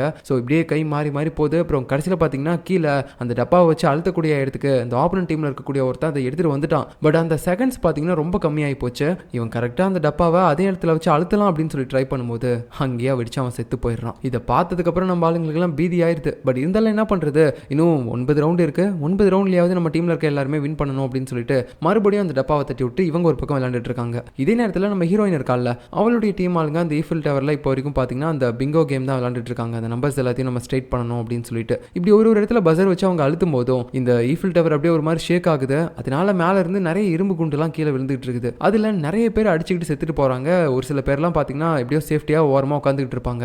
அந்த நேரத்தில் நம்ம ஹீரோயினோட டீமில் இருக்கக்கூடிய ஒரு பொண்ணு அப்படியே ஒரு மாதிரி பயத்தில் இருக்கா. ஏன்னா அவளுக்கு ஹைட்னா பயமாக இருக்கும் போல. ஸோ அவள் அப்படி கஷ்டப்பட்டு இருக்கும்போது ஹீரோயினும் கை கொடுத்து காப்பாற்றலாம்னு நினைக்கிறா. பட் அந்த பொண்ணு அதுக்குள்ளே பார்த்தீங்கன்னா கீழே விழுந்து செத்து போயிட்டா. ஹீரோயினுக்கு அதை பார்க்கும்போது ரொம்ப பாவமாகுது. நம்மளால காப்பாற்ற முடிஞ்சோம், இப்படி கை விட்டுட்டோமே அப்படின்னு சொல்லிட்டு. இப்படி இவங்களும் ஒரு பக்கம் கஷ்டப்பட்டு இருக்கா, இன்னொரு பக்கம் நம்ம ஹீரோவோட டீமில் அந்த சிஸ்டர்ஸ்ன்னு சொல்லியிருப்பான்ல, அவங்க பார்த்தீங்கன்னா இப்போ அந்த டப்பாவை எடுத்து ஓடிட்டு இருப்பாங்க. அந்த நேரத்தில் ஆப்பரன் டீமில் இருக்க ஆளுங்களா அதை கொடுங்கடி அப்படின்னு சொல்லி அவங்கள பயங்கரமாக டார்ச்சர் பண்ணிட்டு அப்படியே ஒரு மாதிரி அந்த டப்பாவை எடுக்க ட்ரை பண்ணிட்டு இருக்காங்க. அப்பதான் அந்த போத கையும் அங்கே வருவான். உடனே அந்த இடத்துல பார்த்தீங்கன்னா ஃப்ளாஸ்க் மாதிரி ஒரு பாக்ஸில் சில டப்பாலாம் இருக்கும். அதில் ஒன்று எடுத்து அந்த போத கைக்கு தூக்கி போட்டுறா. இதை நீங்கள் எடுத்துட்டு போங்க, நீங்கள் போயிட்டு அதை கீழே அழுத்திருங்க அப்படின்னு சொல்லிட்டு. அவருக்கும் தெரியும் இது வந்து ஒரிஜினல் டப்பா கிடையாது அப்படின்னு சொல்லிட்டு. இருந்தாலும் பார்த்தீங்கன்னா அவங்களை இந்த இடத்துல இருந்து டிஸ்ட்ராக்ட் பண்ணணும் அப்படின்றதுக்காகவே அவர் அது ஒரிஜினல் மாதிரி எடுத்துட்டு அங்கேருந்து ஓட ஆரம்பிக்கிறாரு. இவனுங்களும் அவரை ஃபாலோ பண்ணி டே ஒரிஜினல் அவன் எடுத்துட்டு போறான்டா, அவனை விடக்கூடாதுடா அப்படின்னு சொல்லிட்டு அவர் பின்னாடியே போறானுங்க. பட் ஒரு கடத்துக்கு மேலே அவனை பிடிச்சி விசாரிக்கும் போது தான் தெரிய வருது, டே இது ஒரிஜினலே கிடையாதுடா, அவன் நம்மளை நல்லா ஏமாத்திட்டா வாடா அப்படின்னு சொல்லிட்டு இவங்க உடனே மறுபடியும் அவளை ஃபாலோ பண்ணி போக ஆரம்பிக்கிறாங்க. அப்படி அந்த டப்பாவுக்காக நம்ம ஹீரோவோட டீமில் இருக்க அந்த சிஸ்டரும் அதுக்கப்புறம் அந்த ஆப்பனன்ட் டீமில் இருக்க ஒருத்தனும் ரொம்ப அடிச்சுக்கிட்டு ட்ரை பண்ணிட்டே இருக்கும்போது ஒரு கடத்துக்கு மேலே டைம் முடிஞ்சு அது வெடிச்சிருது. ஸோ 2 பேரும் அங்கேயே இருந்து போயிட்டாங்க. அந்த அக்காவுக்கு சிஸ்டர் மாதிரி ஒருத்தர் இருப்பாள்ல, ஸோ அவள் பார்த்தீங்கன்னா இப்போ அந்த இடத்துக்கு வந்து ஒரு மாதிரி அழுதுகிட்டு இருக்கா, இவ இறந்து போயிட்டாலே அப்படின்னு சொல்லிட்டு. அவளால் நம்பவே முடியல. நம்ம டீமில் இருக்க ஆளுங்களும் அதை பார்த்து பயங்கரமாக ஆச்சரியப்படுறாங்க, ஐயோ இப்படி இறந்து போனோம் அப்படின்ட்டு. அதுக்கப்புறம் இதே மாதிரி தான் ரொம்ப வயலன்ஸோடய அந்த மேட்ச் ஃபுல்லாக போயிட்டே இருக்கு. எல்லாருமே நம்ம எப்படியாவது வின் பண்ணி சேஃபாக போயிடணும், இந்த மேட்ச்சில் வின் பண்ணிடணும், ஏன்னா இன்னும் கொஞ்சம் ரவுண்டு தான் இருக்குது, ஆல்ரெடி ஒரு 5-6 ரவுண்டு போயிடுச்சு, இன்னும் 4 ரவுண்டு தான் இருக்குது அப்படின்னு சொல்லி அவங்களுடைய உயிரை காப்பாற்றிக்கிறதுக்காக எல்லாருமே ரொம்ப ட்ரை பண்ணுறாங்க. அப்படியே சில பேர் எல்லாமே போக ஆரம்பிக்கிறாங்க. அந்த போத கையை, அப்புறம் அந்த ஆன்டின்னு சொல்லியிருப்பான்ல அவங்க, அந்த சின்ன பையன், இந்த மாதிரி எல்லாருமே அதுக்குள்ளே போயிட்டே இருக்காங்க வின் பண்ணி நம்ம ஹீரோவோட டீமில் இருக்க ஆளுங்க எல்லாருமே. ஆனால் அதே நேரத்தில் அவங்க டீமில் இருக்கக்கூடிய அந்த இன்னொருத்தி இருப்பா பார்த்தீங்களா, சிஸ்டர்லேயே இன்னொருத்தி, அவளும் பார்த்தீங்கன்னா இறந்து போயிட்டா. இதை பார்த்து இவங்க வருத்தப்பட ஆரம்பிக்கிறாங்க. ஸோ இப்போதைக்கு நம்ம ஹீரோவோட டீமில் மொத்தமாக 4 பேர் போயிட்டாங்க. அந்த சின்ன பையன், அப்புறம் ரே, அப்புறம் அந்த ஆன்டி, அதுக்கப்புறம் அந்த போதக்கை, இவங்க 4 பேர் போயிட்டாங்க. மிச்சம் 2 பேர் அந்த சிஸ்டர்ஸ் இறந்து போயிட்டாங்க. பேலன்ஸ் நம்ம ஹீரோவும் அந்த கேங்ஸ்டரும் தான் இப்போ வரைக்கும் உள்ளே போகாமல் இருக்காங்க. ஸோ என்ன பண்ணுறது அப்படின்னு சொல்லிட்டு ரொம்ப கஷ்டப்படுறாங்க இவங்க 2 பேரும் அந்த ஆப்பனன்ட்ஸ் கிட்டலாம். ஏன்னா அவங்களும் உயிர் பயத்தில் இருக்கானுங்க, நம்மளும் எப்படியாவது உயிர் பழைக்கணும் அப்படின்னு சொல்லிட்டு. ஒரு கட்டத்துக்கு மேலே அந்த கேங்ஸ்டருக்கு பார்த்தீங்கன்னா உள்ளே போய் அதை அழுத்துற வாய்ப்பு கிடைக்குது. பட் இருந்தாலும் அவன் அதை பண்ணாமல் நம்ம ஹீரோ ஃபஸ்ட்டு போட்டோம், ஏன்னா அவனுக்கு ஆல்ரெடி வயிற்றில் வேறு அடிபட்டு அந்த ஸ்டிச்சஸ்லாம் போட்டிருக்காங்க, அவனால் தனியாக சர்வை பண்ண முடியாது, நம்ம கூட நெக்ஸ்ட் ரவுண்ட் பார்த்துக்கலாம், இது வந்து 9வது ரவுண்ட் தானே அப்படின்னு சொல்லிட்டு அவங்ககிட்ட அந்த டப்பாவை கொடுத்துட்றான். உடனே அவனும் போயிட்டு அதை உள்ளே வச்சு அழுத்திடுறான். ஸோ இப்போ நம்ம ஹீரோவும் வின் பண்ணிட்டான். அதனால இப்போ அவன் சேஃபான இடத்துக்கு போயிட்டான். கடைசியாக நம்ம ஹீரோவோட டீமில் இருக்கிறது கேங்ஸ்டர் மட்டும்தான். அவனும் இந்த கடைசி ஒரு டப்பாவை எப்படியாவது அந்த இடத்துல வந்து அழுத்தணும் அப்படின்னு சொல்லி ட்ரை பண்ணுறான். பட் இவன் தனியாக ஆளாக இருக்கான். அந்த ஆப்பனன்ட் டீமில் நிறைய பேர் இருக்கானுங்க. அவனுங்க எல்லாருமே சேர்ந்து ஈமோக்கிற மாதிரி அவரை முச்சிட்டு இருக்கானுங்க, விடவே மாட்டானுங்க. நம்மள யாராவது ஒருத்தன் தாண்டா இந்த டப்பாவை போய் அழுத்தணும், இந்த டைமே இவனை வின் பண்ண விடக்கூடாது அப்படின்னு சொல்லிட்டு எல்லாருமே விடாமல் போட்டு அடிச்சுக்கிட்டு இருக்கானுங்க. கை காலெல்லாம் போட்டு முறிக்கும் போது இந்த பக்கம் நம்ம ஆளுங்க, அதுவும் அந்த போத கையெல்லாம் பார்த்தீங்கன்னா பயங்கரமாக துள்றான், என்னை வெளியே விடுங்க, நான் அவரை போய் காப்பாற்றணும் அப்படின்னு சொல்லிட்டு. ஆனால் வாய்ப்பே இல்லை, இவங்க இந்த ரூமில் நல்லா லாக் ஆயிருக்காங்க. ஸோ அந்த பக்கம் நம்ம கேங்ஸ்டர் இப்போ அப்படியே முடியாத நிலமையில எந்திரிக்கிறாரு ரத்த வெள்ளத்தில். அந்த நேரத்தில் இந்த கேமில் வின் பண்ணணும் அப்படின்னு சொல்லி அவனுங்களே டீமுக்குள்ளே பயங்கரமாக சண்டை போட்டுட்டு இருப்பானுங்களா. அப்போ உடனே நம்ம கேங்ஸ்டர் அப்படி ஷர்ட்டெல்லாம் கழட்டி ஒரு மாதிரி அவருடைய டேட்டூஸ்லாம் காட்டுறாரு, நான் எவ்வளோ பெரிய கேங்ஸ்டர்னு உங்களுக்கு காட்டுறேன்டா அப்படின்னு சொல்லிட்டு வந்து மரண அடி அடிக்கிறாரு எல்லாரையுமே போட்டு. ஒரு கட்டத்துக்கு மேலே அந்த டப்பாவை ஒரு இடத்துல வச்சுட்டு இவனுங்க எல்லாரையும் பயங்கரமாக அடிச்சு கும்பலாக ஒரே இடத்துல வந்து சேர்க்கிறாரு. கடைசியில் அந்த டப்பாவை நடுவில் ஒருத்தன் வச்சிருப்பான், அவனுடைய கையில இருந்து அந்த டைமும் முடியுது. அது வெடிக்க போகிற கடைசி நேரத்தில் நம்ம ஹீரோவோட டீமை பார்த்து அவர் அப்படியே சிரிக்கிறாரு, அட்லீஸ்ட் நான் உங்களையாவது சேவ் பண்ணனே அப்படின்னு சொல்லிட்டு. அப்படியே அந்த பாம்பு வெடிக்க அவங்க எல்லார் கூடயும் சேர்ந்து இவரும் அப்படியே செத்து போறாரு. ஸ்டார்டிங்கில் நம்ம இந்த கேங்ஸ்டருடைய கேரக்டரை பார்க்கும்போது அவன் வந்து ஒரு கெட்டவன் அப்படின்ற மாதிரி தான் நம்ம நினைச்சோம். ஏன்னா அந்த கார்ட்ஸ் கேமில் கூட அவர் நிறைய பேரை கொண்டிருப்பாரு. பட் இப்போதான் தெரிய வருது அவருக்குள்ளேயே ஒரு சாஃப்டான சைடு இருந்திருக்கு அப்படின்ட்டு. ஸோ இப்படி அவர் இறந்து போனதுக்கப்புறம் இவங்க எல்லாருமே கதறி கதறி அழுகுறாங்க, நமக்காக அவர் கஷ்டப்பட்டாரு கடைசி வரைக்கும், ஆனால் கடைசியாக நம்மளால அவரை காப்பாற்ற முடியலையே அப்படின்னு சொல்லிட்டு ரொம்ப ஃபீல் பண்ணுறாங்க. இப்போ அப்படியே கட் பண்ணால் நெக்ஸ்ட் சீனில் நம்ம ஹீரோயினோட டீம் ஆட்கள் இருக்காங்களா, அவங்களும் பார்த்தீங்கன்னா எப்படியோ கடைசியில் அந்த ஈஃபில் டவரில் இருக்கக்கூடிய அந்த பிங்கோ வந்து கரெக்டாக மேட்ச் பண்ணிட்டாங்க. அந்த ஸ்டேட் கோடில் இருக்கக்கூடிய நம்பரோட பஸர்ஸ் எல்லாத்தையுமே பார்த்தீங்கன்னா இவங்க அழுத்திட்டாங்க. இப்போ அடுத்து அந்த ஈஃபில் டவரோட உச்சியில் இருக்கக்கூடிய பஸரையும் நம்ம ஹீரோயின் போய் அழுத்திட்டா. எப்படியோ சூரிய உதயமே ஆயிடுச்சு, நம்ம கரெக்டாக அதுக்குள்ளே டைம் முடியறதுக்குள்ளேயும் மேட்சை முடிச்சிட்டோம் அப்படின்னு சொல்லிட்டு ஒரு மாதிரி எல்லாருமே நிம்மதியாக இருக்காங்க. ஸோ நம்ம ஹீரோயினோட டீம்லேயும் நிறைய பேர் இறந்து போயிருக்காங்க, இப்போ இன்னும் கொஞ்சம் பேர் தான் இருக்காங்க. இப்போ அதுக்கடுத்து ப்ரொஃபஸர் இருக்கார்ல, அவரை மட்டும் தனியாக கூப்பிட்டு அந்த பாண்டா வந்து பேசுகிறான். அதான் இப்போ இந்த கேம் பார்டர்லேண்ட் கேமில் சிட்டிசனாக ஒருத்தன் வாழ்ந்துட்டு இருக்கான்ல, இவங்க எல்லாருமே இந்த கேமுக்குள்ளே வர வச்சவன். ஸோ அவன் பார்த்தீங்கன்னா இப்போ ப்ரொஃபஸரை கூப்பிட்டு அவர்கிட்ட பேசிகிட்டு இருக்கான். உனக்கு நிறைய விஷயத்தில் இன்ட்ரெஸ்ட் இருக்குது அப்படின்னு சொல்லி எனக்கு நல்லாவே தெரியும். முக்கியமாக இறந்து போனதுக்கப்புறம் இந்த வாழ்வுக்கும் சாவுக்கும் நடுவில் இருக்கக்கூடிய இந்த பார்டர்லேண்ட் கேமை பற்றி தெரிஞ்சுக்கணும்னு கரெக்டா அப்படின்னு சொல்லும்போது உடனே நம்ம ப்ரொஃபஸரும் ஆமாம் எனக்கு இதை பற்றி தெரிஞ்சுக்கணும், இந்த கேமில் எல்லாருக்குமே ஹெட் யாரு, இங்கே இருக்கக்கூடிய ஜோக்கர் யாரு, அவன் தான் எல்லாருக்குமே ஹெட்னு சொல்லி எனக்கு நல்லாவே தெரியும், ஒருவேளை நீ தான் அந்த ஜோக்கரா அப்படின்னு சொல்லும்போது சேச்சா நான் கிடையாது, எனக்கு மேலே ஒருத்தன் இருக்கான், பட் இருந்தாலும் அதை பற்றிலாம் நான் அவங்ககிட்ட சொல்லணும்னு சொல்லி எனக்கு அவசியமே கிடையாது, ஒருவேளை நான் அப்படி சொல்லணும், நீ இதெல்லாம் தெரிஞ்சுக்கணும், இல்லைனா என்ன மாதிரி ஒரு ஆளாக நீயும் இந்த பார்டர்லேண்டில் இருக்கணும் அப்படின்னா நான் சொல்கிறத நீ பண்ணணும், அது என்னன்னா அந்த ஹீரோயினை நீ கொலை பண்ணணும் அப்படின்னு சொல்லிட்டு இவன் பாட்டுக்கு கன் எடுத்து கொடுக்குறான். நான் ஏன் ஏன் அவளை கொலை பண்ணணும் அப்படின்னு சொல்லி ப்ரொஃபசர் ஷாக் ஆகி கேட்கும்போது, ஏன்னா அவளை தேடி தான் அவளுடைய ஹஸ்பண்டே இங்கே வந்திருக்கான். ஸோ நீ அவளை கொன்னுட்ட அப்படின்னா அவன் கடைசி வரைக்கும் இந்த பார்டர் லேண்ட் கேமுக்குள்ளேயே இருப்பான். எனக்கு அதுதான் வேணும். அதுக்காக தான் மூலமா இந்த பார்டர் லேண்ட் கேமுக்குள்ள நான் அவளை கூட்டிகிட்டே வந்தேன். ஏன்னா அப்போ தான் ஹீரோவும் வருவான் அப்படின்னு சொல்லிட்டு. அவன் ஒன்றும் மற்ற பிளேயர்ஸ் மாதிரி பயந்துட்டுலாம் இருக்க மாட்டான். ஒரு கேமை இப்படி விளையாடணும் அப்படின்னு சொல்லிட்டு அவனுக்கு அழகாக தெரியும். ஸோ அதனால தான் அவனை நான் என் கூடவே வச்சுக்கணும்னு நினைக்கிறேன். ஏன்னா அவன் இந்த கேமுக்குள்ளே இருந்தானா இன்னும் நிறைய விஷயங்களை எக்ஸ்ட்ராவாக ஆட் பண்ணலாம். அப்போ தான் இந்த கேம் இப்போ இருக்கிறத விட இன்னும் இன்ட்ரெஸ்ட்டாக இருக்கும் அப்படின்னு சொல்லும்போது, இப்போ நம்ம ப்ரொஃபஸருக்கு என்ன பண்ணுறதுனே தெரியல. ஏன்னா அவருக்கு இந்த ஆஃப்டர் லைஃப்பை பற்றி தெரிஞ்சுக்கணும். இறந்ததுக்கப்புறம் இந்த பீப்புள்ஸ் எல்லாருமே இந்த பார்டர் லேண்ட் கேமை எப்படி விளையாடுறாங்க, நரகத்துக்கு போகிறதுக்கு முன்னாடி இருக்கக்கூடிய விஷயங்கள் எல்லாத்தையுமே நம்ம தெரிஞ்சுக்கணும் அப்படின்னு சொல்லிட்டு அவன் ஒரு பக்கம் ரொம்பவே கியூரியாசிட்டியில் இருக்கான். ஏன்னா அவனுடைய வாழ்க்கை முழுக்க அதுக்காக தானே நிறைய ரிசர்ச்லாம் பண்ணியிருப்பான். அப்படியே அவன் யோசிச்சுட்டு இருக்கான். சரி ஓகே ஒத்துப்பானோ அப்படின்னு மாதிரி நினைக்கும் போது கரெக்டாக பார்த்தீங்கன்னா அந்த கண் எடுத்துட்டு அவன் அப்படியே அங்கேருந்து போயிடுறான். ஸோ நம்ம ஹீரோயினை போட்டு தள்ளிட்டு அவன் இந்த இடத்துல இந்த பேண்டா மாதிரி இருக்க போகிறான்னா என்னன்னு தெரியல. இதே நேரத்தில் இன்னொரு பக்கம் நம்ம ஹீரோட ஆட்கள் எல்லாருமே அந்த கேமை முடிச்சுட்டு வின் பண்ணவங்க மட்டும் பார்த்தீங்கன்னா இப்போ நெக்ஸ்ட் கேமுக்கு வர ஆரம்பிக்கிறாங்க. ஏதோ ஒரு இடத்துக்கு மேலே ஏறுற மாதிரி இருக்கு. இவங்களும் மேலே ஏறி போய் பார்க்குறாங்க. பார்த்தா அது ரியல் வேர்ல்டு.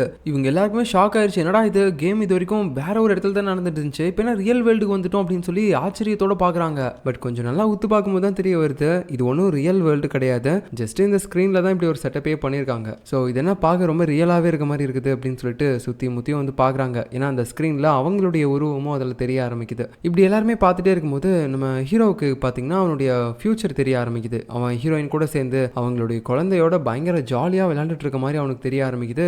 அப்போது ஹீரோயின் அங்கே பக்கத்தில் ரொம்ப ரியலாக தெரிகிற மாதிரி இருக்கா. அவன் அந்த ஸ்க்ரீனில் தெரிகிற மாதிரியே இல்லை. பக்கத்தில் போய் பார்க்கும்போது தான் தெரியுது அவளும் அதே மாதிரி ஷாக் ஆகி பார்க்குறா ஹீரோவை. அப்போ தான் தெரியுது ஹீரோயினும் டீம் ஆட்களும் இங்கே வந்திருக்காங்க போல. ரெண்டு பேரும் அப்படியே கட்டி பிடிச்சிட்டு அன்பை பொழிஞ்சிட்டு இருக்காங்க. எல்லாருக்குமே ரொம்ப சந்தோஷமா இருக்கு. ஏன்னா இந்த பக்கம் நம்ம ஹீரோவோட டீம் ஆட்களுக்கும் தெரியும் அவனுடைய ஒய்ஃபை தேடி தான் இவ்வளோ தூரம் வந்திருப்பான் அப்படின்னு சொல்லி. அதே மாதிரி இந்த பக்கம் நம்ம ஹீரோயினோட டீமுக்கும் தெரியும் போல அவள் வந்து அவனுடைய ஹஸ்பண்டை ரொம்ப மிஸ் பண்ணியிருக்கா, அவள் வந்து இங்கே தான் இருக்கான் அப்படின்ட்டு. அதனால இவங்க ரெண்டு பேரும் இப்போ ஒன்று சேர்ந்ததை நினச்சி அவங்களுக்கும் சந்தோஷமா இருக்கும்போது திடீர்னு அந்த இடத்துல ஒரு ஒயிட் கலர் ஸ்க்ரீன் வருது. அதில் ஒரு அனௌன்ஸ்மெண்ட்டே கொடுக்குறாங்க. இப்போ நீங்கள் கரெக்டாக 10 பேர் வந்துட்டீங்க அப்படின்னு சொல்லிட்டு. ஆனால் இவங்க எண்ணி பார்க்குறாங்க ரெண்டு டீம் ஆட்களையும் சேர்த்தா கூட 9 பேர் தான் இருக்காங்க. 10 பேருன்றாங்க. இன்னொருத்தங்க யார் அப்படின்னு சொல்லி எல்லாருமே சந்தேகத்தோட யோசிக்கும் போது அப்பதான் நம்ம ஹீரோ ரியலைஸ் பண்றான். அது என்னன்னா ஹீரோயின் பிரெக்னெண்டா இருக்கா போல. இந்த விஷயம் ஆல்ரெடி நம்ம ஹீரோவுக்கு தெரியும் போல. ஸோ அது இப்போ நம்ம ஹீரோயினுக்கு மட்டும் இல்லாம அங்க இருக்க எல்லாருக்குமே ரிவீல் பண்ணும்போது எல்லாருமே அதை கேட்டு ரொம்ப ஆச்சரியப்படுறாங்க. அது இல்லாம கொஞ்சம் அவளை நினைச்சு சந்தோஷப்படவும் செய்யறாங்க.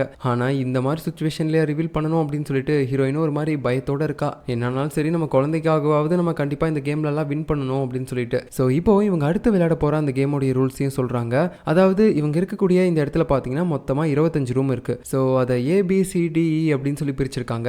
மேலேருந்து கீழே என்னன்னாலும் 5 ரூமா வரும். அதே மாதிரி சைட்ல இருந்து என்னன்னாலும் 5 ரூமா தான் வரும். மொத்தமாக 25 ரூம். இந்த 25 ரூம்லையும் பார்த்தீங்கன்னா இவங்களுக்கு ரூமோட சென்டரில் ஒரு டைஸ் வச்சிருப்பாங்க. அந்த டைஸை இவங்க உருட்டுறது மூலமா ஒவ்வொரு கலரான ரூம் நம்பர் ஓப்பன் ஆகும். உதாரணத்துக்கு இப்போ நீல கலரில் ஒன்று இருக்கு அப்படின்னா இவங்க உருட்டின நீல கலர் டைஸில் 2 அப்படின்னு சொல்லி போட்டுருந்துச்சுன்னு வச்சுக்கோங்களேன். இவங்க இருக்கக்கூடிய அந்த இடத்துல நீல கலர் ரூமில் 2 பேர் மட்டும் தான் உள்ளே போக முடியும். அதே மாதிரி மிச்சம் 3 கலரில் இருக்கக்கூடிய டோர்ஸ்லாம் இருக்குல்ல, அந்த மாதிரியான டோர்ஸில் எத்தனை பேர் போகணும் அப்படின்றத இவங்க குலுக்கி போடக்கூடிய அதே கலரில் இருக்கக்கூடிய டைஸ் தான் முடிவு பண்ணும். அதுவும் இல்லாமல் இப்போ மஞ்சள் கலர் ரூமில் ஒரு 4 அப்படின்னு சொல்லி விழுதுன்னு வச்சுக்கோங்களேன். அந்த ரூம்குள்ளே 4 பேர் மட்டும் தான் போக முடியும். அதுக்கு மேலே எக்ஸ்ட்ரா போக முடியாது. அதுக்கு பதிலாக இன்னொரு ரூமில் தான் போகணும். இப்படியே இவங்க டைஸை உருட்டி எல்லாருமே பார்த்தீங்கன்னா ஒரு ரூம்குள்ளேயே போயிட்டே இருக்கணும். அந்த நம்பர்ஸ் விழுறதுக்கு ஏற்ற மாதிரி இப்படி ஒருத்தரும் ஒரு ரூம்குள்ளே போயிட்டே இருக்கும்போது அவங்க கிட்டே இருந்து ஒரு பாயிண்ட் குறைக்கப்படும். அதாவது ஒருத்தருக்கும் பார்த்தீங்கன்னா ஒரு காலரு அப்புறம் ஒரு சின்ன வாட்ச் மாதிரி கொடுப்பாங்க. அந்த வாட்ச் மூலமாக அவங்களுக்கு எத்தனை பாயிண்ட் இருக்குது, அதுவும் இல்லாமல் மற்ற பிளேயர்ஸ் இப்போ என்ன பண்ணுறாங்க அப்படின்றத வாக்கி டாக்கி மாதிரி யூஸ் பண்ணி பேசிக்கவும் முடியும். ஸோ ஒன்ஸ் இவங்க ஒரு ரூம்லேருந்து இன்னொரு ரூமுக்கு போகணும் அப்படின்னா யாராவது ஒரு பிளேயர்ஸ் கிட்டே இருந்தாவது அந்த 15 பாயிண்ட்லேருந்து ஒரு பாயிண்ட் மைனஸ் ஆகும். யாரோடது மைனஸ் ஆகணும் அப்படின்றத அவங்களே முடிவு பண்ணி. இந்த 25 ரூம்ல மைனஸ் ரூம் அப்படின்னு சொல்லியும் ஒரு சில ரூம்ஸ் இருக்கு. அந்த ரூம்ல போய் அவங்க மாட்டிக்கிட்டாங்க அப்படின்னா அவங்க அந்த ரூமை விட்டு போற வரைக்கும் அவங்க கிட்ட இருக்கக்கூடிய பாயிண்ட்ஸ் 4ல இருந்து 8 வரைக்கும் கூட மைனஸ் ஆகலாம். அது மட்டும் இல்லாம ஒரு ரூம்குள்ள ஒரு 5 பேர் போறாங்கன்னு வச்சுக்கோங்களேன். அதுல அந்த டைஸ்ல 4 மட்டும் தான் உழுவுது அப்படின்னா 4 பேரால மட்டும் தான் அந்த ரூமை விட்டு வெளியே போக முடியும். இன்னொருத்தங்க அதே ரூம்ல தான் இருக்கணும். இப்படி ரொம்ப நேரம் அந்த பிளேயர் ஒரே ரூம்ல இருந்தாலும் அவங்களுக்கு ப்ராப்ளம் தான். அவங்களுக்கு பாயிண்ட் மைனஸ் ஆகிட்டே இருக்கும். அதுவும் இல்லாம அவங்களோட தலைலாம் வலிக்கிற மாதிரி நிறைய விஷுவல்ஸ்லாம் அதில் வந்துட்டு போகும். ஸோ அந்த ரூம்ல இருக்கவங்களை காப்பாற்றணும் அப்படின்னா அவங்களுக்கு பக்கத்தில் இருக்கக்கூடிய 2 ரூம்லையும் யாராவது ஒரு பிளேயர் போய் நிற்கணும். அப்படி நின்றா மட்டும்தான் அங்கே லாக் ஆகி கஷ்டப்பட்டு இருக்கக்கூடிய பிளேயர் வெளியே போக முடியும். அது மட்டும் இல்லாமல் இவங்க ஒரு ரூம்ல இருந்து போகும்போதும் இவங்களோட எதிர்காலமும் அந்த ரூம்ல தெரிய ஆரம்பிக்கும். எந்த டோர் வழியா போனா அவங்களுடைய எதிர்காலம் எப்படி இருக்கும் அப்படின்னு சொல்லிட்டு. உதாரணத்துக்கு மஞ்சள் கலர் டோர் வழியா போனீங்கன்னா உங்களுடைய எதிர்காலம் ரொம்ப ஹாப்பியா இருக்கும், நீங்க நினைச்ச மாதிரி சந்தோஷமா வாழலாம் அப்படின்ற மாதிரி அந்த விஷுவல்ஸ் எல்லாத்தையுமே போட்டு காட்டும். இதுவே ப்ளூ கலர் டோர் வழியா நீங்க போனீங்கன்னா உங்க வாழ்க்கையில நீங்க எப்படிலாம் மாறக்கூடாதுன்னு நினைச்சீங்களோ அந்த அளவுக்கு மோசமா மாறுவீங்க,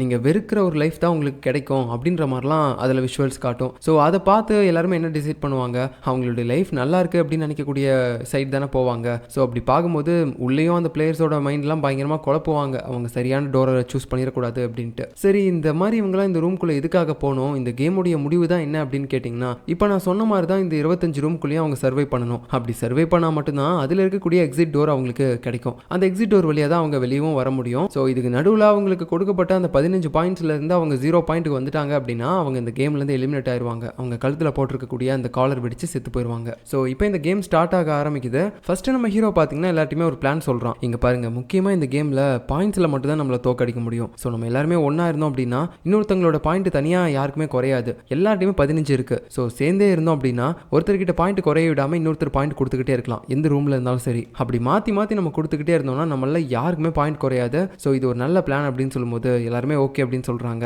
அதனால என்ன பண்ணுறாங்கன்னு பார்த்தீங்கன்னா ஃபர்ஸ்ட் அந்த போதக்காரர் இருக்கார்ல, அவர் தான் பார்த்தீங்கன்னா அப்படியே அந்த டைஸ் எடுத்து குலுக்கி போடுறாரு. உடனே ரூமை சுற்றி இவங்களுடைய இமேஜினேஷன்ஸ் எல்லாமே தெரிய ஆரம்பிக்குது. இவங்க எந்த டோர் வழியாக போனாங்கன்னா இவங்களுடைய ஃபியூச்சர் வந்து ரொம்ப நல்லா இருக்கும், இல்லை எந்த டோர் வழியாக போனாங்கன்னா அவங்களோட ஃபியூச்சர் வந்து ரொம்ப மோசமாக இருக்கும் அப்படின்றதெல்லாம் ப்ளே பண்ணி காட்டுறாங்க. பட் நம்ம ஹீரோ எல்லாத்தையுமே வந்து கொஞ்சம் தெளிவாக சொல்கிறான், இந்த மாதிரி இந்த ஃபியூச்சர் காட்டுறது எல்லாமே எனக்கு தெரிஞ்சு மேபி பொய்யா தான் இருக்கும், ஏன்னா அது மூலமாக தான் நம்மளை தனியாக போக வைப்பாங்க, அப்படியே நம்ம எல்லாரும் பாயிண்ட் மைனஸ் ஆகி செத்து போயிடுவோம். ஸோ அந்த மாதிரி மட்டும் பண்ணக்கூடாது அப்படின்னு சொல்லிட்டு முடிஞ்ச அளவுக்கு பார்த்தீங்கன்னா அதில் வந்திருக்கக்கூடிய நம்பர்ஸ்க்கு ஏற்ற மாதிரி இவங்க ஃபர்ஸ்ட் 2 டீமாக பிரிகிறாங்க. அதில் ஒரு டீமில் நம்ம ஹீரோ ஹீரோயின் அப்புறம் மற்ற எல்லா ஆட்களும் இருப்பாங்க. இன்னொரு டீமில் பார்த்தீங்கன்னா அந்த ரே, அதான் அந்த நீல கலர் மண்டை, அதுக்கப்புறம் ஹீரோயினோட டீமை சேர்ந்த 2 பேர் இருப்பாங்க. அவங்க 2 பேரும் அண்ணன் தங்கச்சிங்க. இப்படி இந்த 2 டீமும் பார்த்தீங்கன்னா அந்த டைஸில் விழுந்த நம்பருக்கு ஏற்ற மாதிரி 2 பக்கமும் போகிறாங்க. அதுக்கப்புறம் நம்ம பக்கத்திலே இருக்கக்கூடிய 3வது ரூமில் ஒன்று சேர்ந்துடலாம் அப்படின்னு சொல்லிட்டு இவங்க அப்படியே பார்த்தீங்கன்னா அந்த ரூமுக்கு போகலான்னு முடிவு பண்ணுறாங்க. பட் இங்கே தான் ஒரு ட்விஸ்ட்டு, இவங்க நினச்சதுக்கு ஏற்ற மாதிரி அந்த டைஸில் நம்பர் விழலை, அப்படியே மாற்றி மாற்றி தான் விழ ஆரம்பிக்குது. அதனால இவங்க பிளானுக்கு ஏற்ற மாதிரி எல்லாருமே ஒரே ரூமில் ஜாயின் பண்ணுறது ரொம்பவே கஷ்டமாக இருக்குது. எப்படி பார்த்தாலும்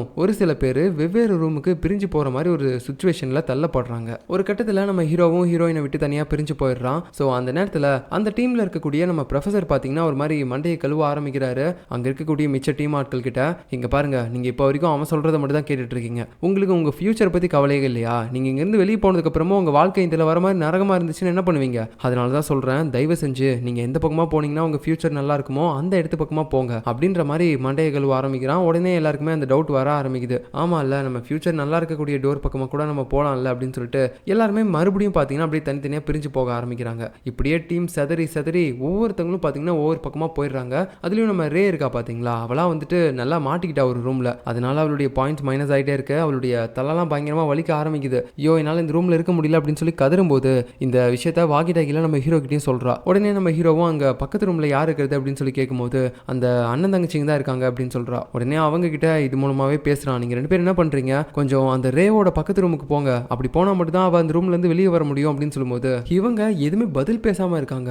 ஏன்னு சொல்லி பார்த்தா இந்த அண்ணன் தங்கச்சிங்க இருக்காங்கல்ல, இதில் அந்த தங்கச்சிக்காரி ஒரு பையனை லவ் பண்ணிட்டு இருந்தா போல. ஸோ அவங்க கூட சேர்ந்து ஒன்றா அப்படியே சந்தோஷமாக வாழ்கிற மாதிரிலாம் அவள் அந்த நினைவுகளில் பார்த்துக்கிட்டு இருக்கா அங்கே இருக்கக்கூடிய விஷுவல்ஸில். ஸோ அப்படி அவள் ரொம்ப சந்தோஷமாக இருக்கிறத பார்க்கும்போது அவனுக்கு ரொம்ப சந்தோஷமாக இருக்குது. அதனால சரி ஓகே அப்படின்னு சொல்லிட்டு அவ கூட பார்த்தீங்கன்னா அந்த ரூமுக்கே போகிறான். அதாவது எந்த பக்கமாக போனால் இவளுடைய தங்கச்சி ஃபியூச்சர் நல்லா இருக்கும் அப்படின்னு தோணுதோ அந்த ரூமுக்கு போகிறான். இந்த மாதிரி தான் யாரும் பண்ணக்கூடாது அப்படின்ற மாதிரி நம்ம ஹீரோ ஃபர்ஸ்டே வார்ன் பண்ணியிருந்திருப்பான். பட் இருந்தாலும் இப்போ அதெல்லாம் கேட்காம இவங்க ஒரு பக்கம் இப்படி போயிட்டு இருக்க, இன்னொரு பக்கம் பார்த்தீங்கன்னா அந்த போதகை இருக்கான்ல, அவனும் அந்த சின்ன பையனும் தனியாக போயிட்டு இருப்பாங்க.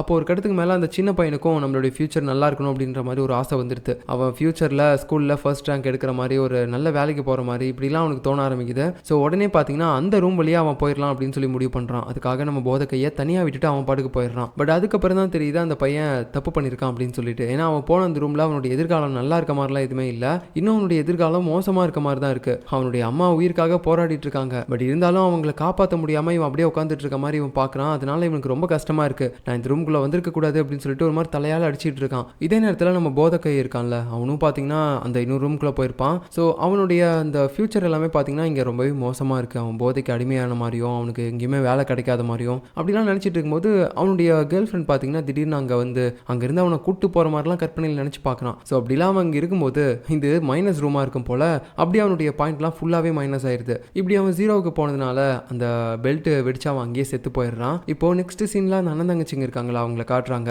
அந்த அண்ணங்காரன் தங்கச்சி வாழ்க்கை நல்லா இருக்கணும் அப்படின்னு சொல்லிட்டு ஒரு ரூமை சூஸ் பண்ணியிருப்பான்ல, அங்கே போய் பார்க்கும்போது அது மைனஸ் ரூம் போல் இப்போ 4 பாயிண்ட் அவனுக்கு மைனஸ் ஆயிடுச்சு. ஸோ இதுக்கு மேலே நம்ம இந்த ரூமில் இருக்க முடியாது அப்படின்னு சொல்லிட்டு இன்னொரு ரூமுக்கு போகிறாங்க. அங்கேயும் பார்த்தீங்கன்னா 4 பாயிண்ட் அவனுக்கு மைனஸ் ஆகுது. ஸோ இதுக்கு மேலே அவங்ககிட்ட பாயிண்டே இல்லை, நம்ம ஏதாவது ஒன்று பண்ணணும் அப்படின்னு சொல்லிட்டு அங்கே அந்த டைஸை உருட்டும் போது 2 டைஸ்லையுமே பார்த்தீங்கன்னா 1-1 அப்படின்னு சொல்லி தான் வருது. ஸோ இவங்க 2 பேருமே இந்த டைம் தனித்தனியாக பிரிஞ்சாகணும். அதனால இவங்க 2 பேரும் தனித்தனியாக பிரிகிற ஒரு சுச்சுவேஷன் வருது. சரி நம்ம பக்கத்து ரூமில் போயிட்டு நம்மளுடைய அண்ணனை எப்படியாவது கூப்பிட்டு வந்துடலாம் அப்படின்னு சொல்லிட்டு இந்த தங்கச்சிக்காரியும் பார்த்தீங்கன்னா டைஸை உருட்டுறா. பட் அதில் 0 விழுந்துருது. ஸோ இவளால் இவ அண்ணன் இருக்கக்கூடிய அந்த டோரை வந்து ஓப்பன் பண்ணவே முடியாது. அதனால ஏன் என்னால் ஓப்பன் பண்ண முடியல, ஐயோ அண்ணா அவனுக்கு என்ன ஆச்சு அப்படின்னு சொல்லிட்டு இவ கதறிட்டு இருக்கும்போது அந்த பக்கம் அவன் போன அந்த ரூம் மறுபடியும் மைனஸ் ரூம் போல.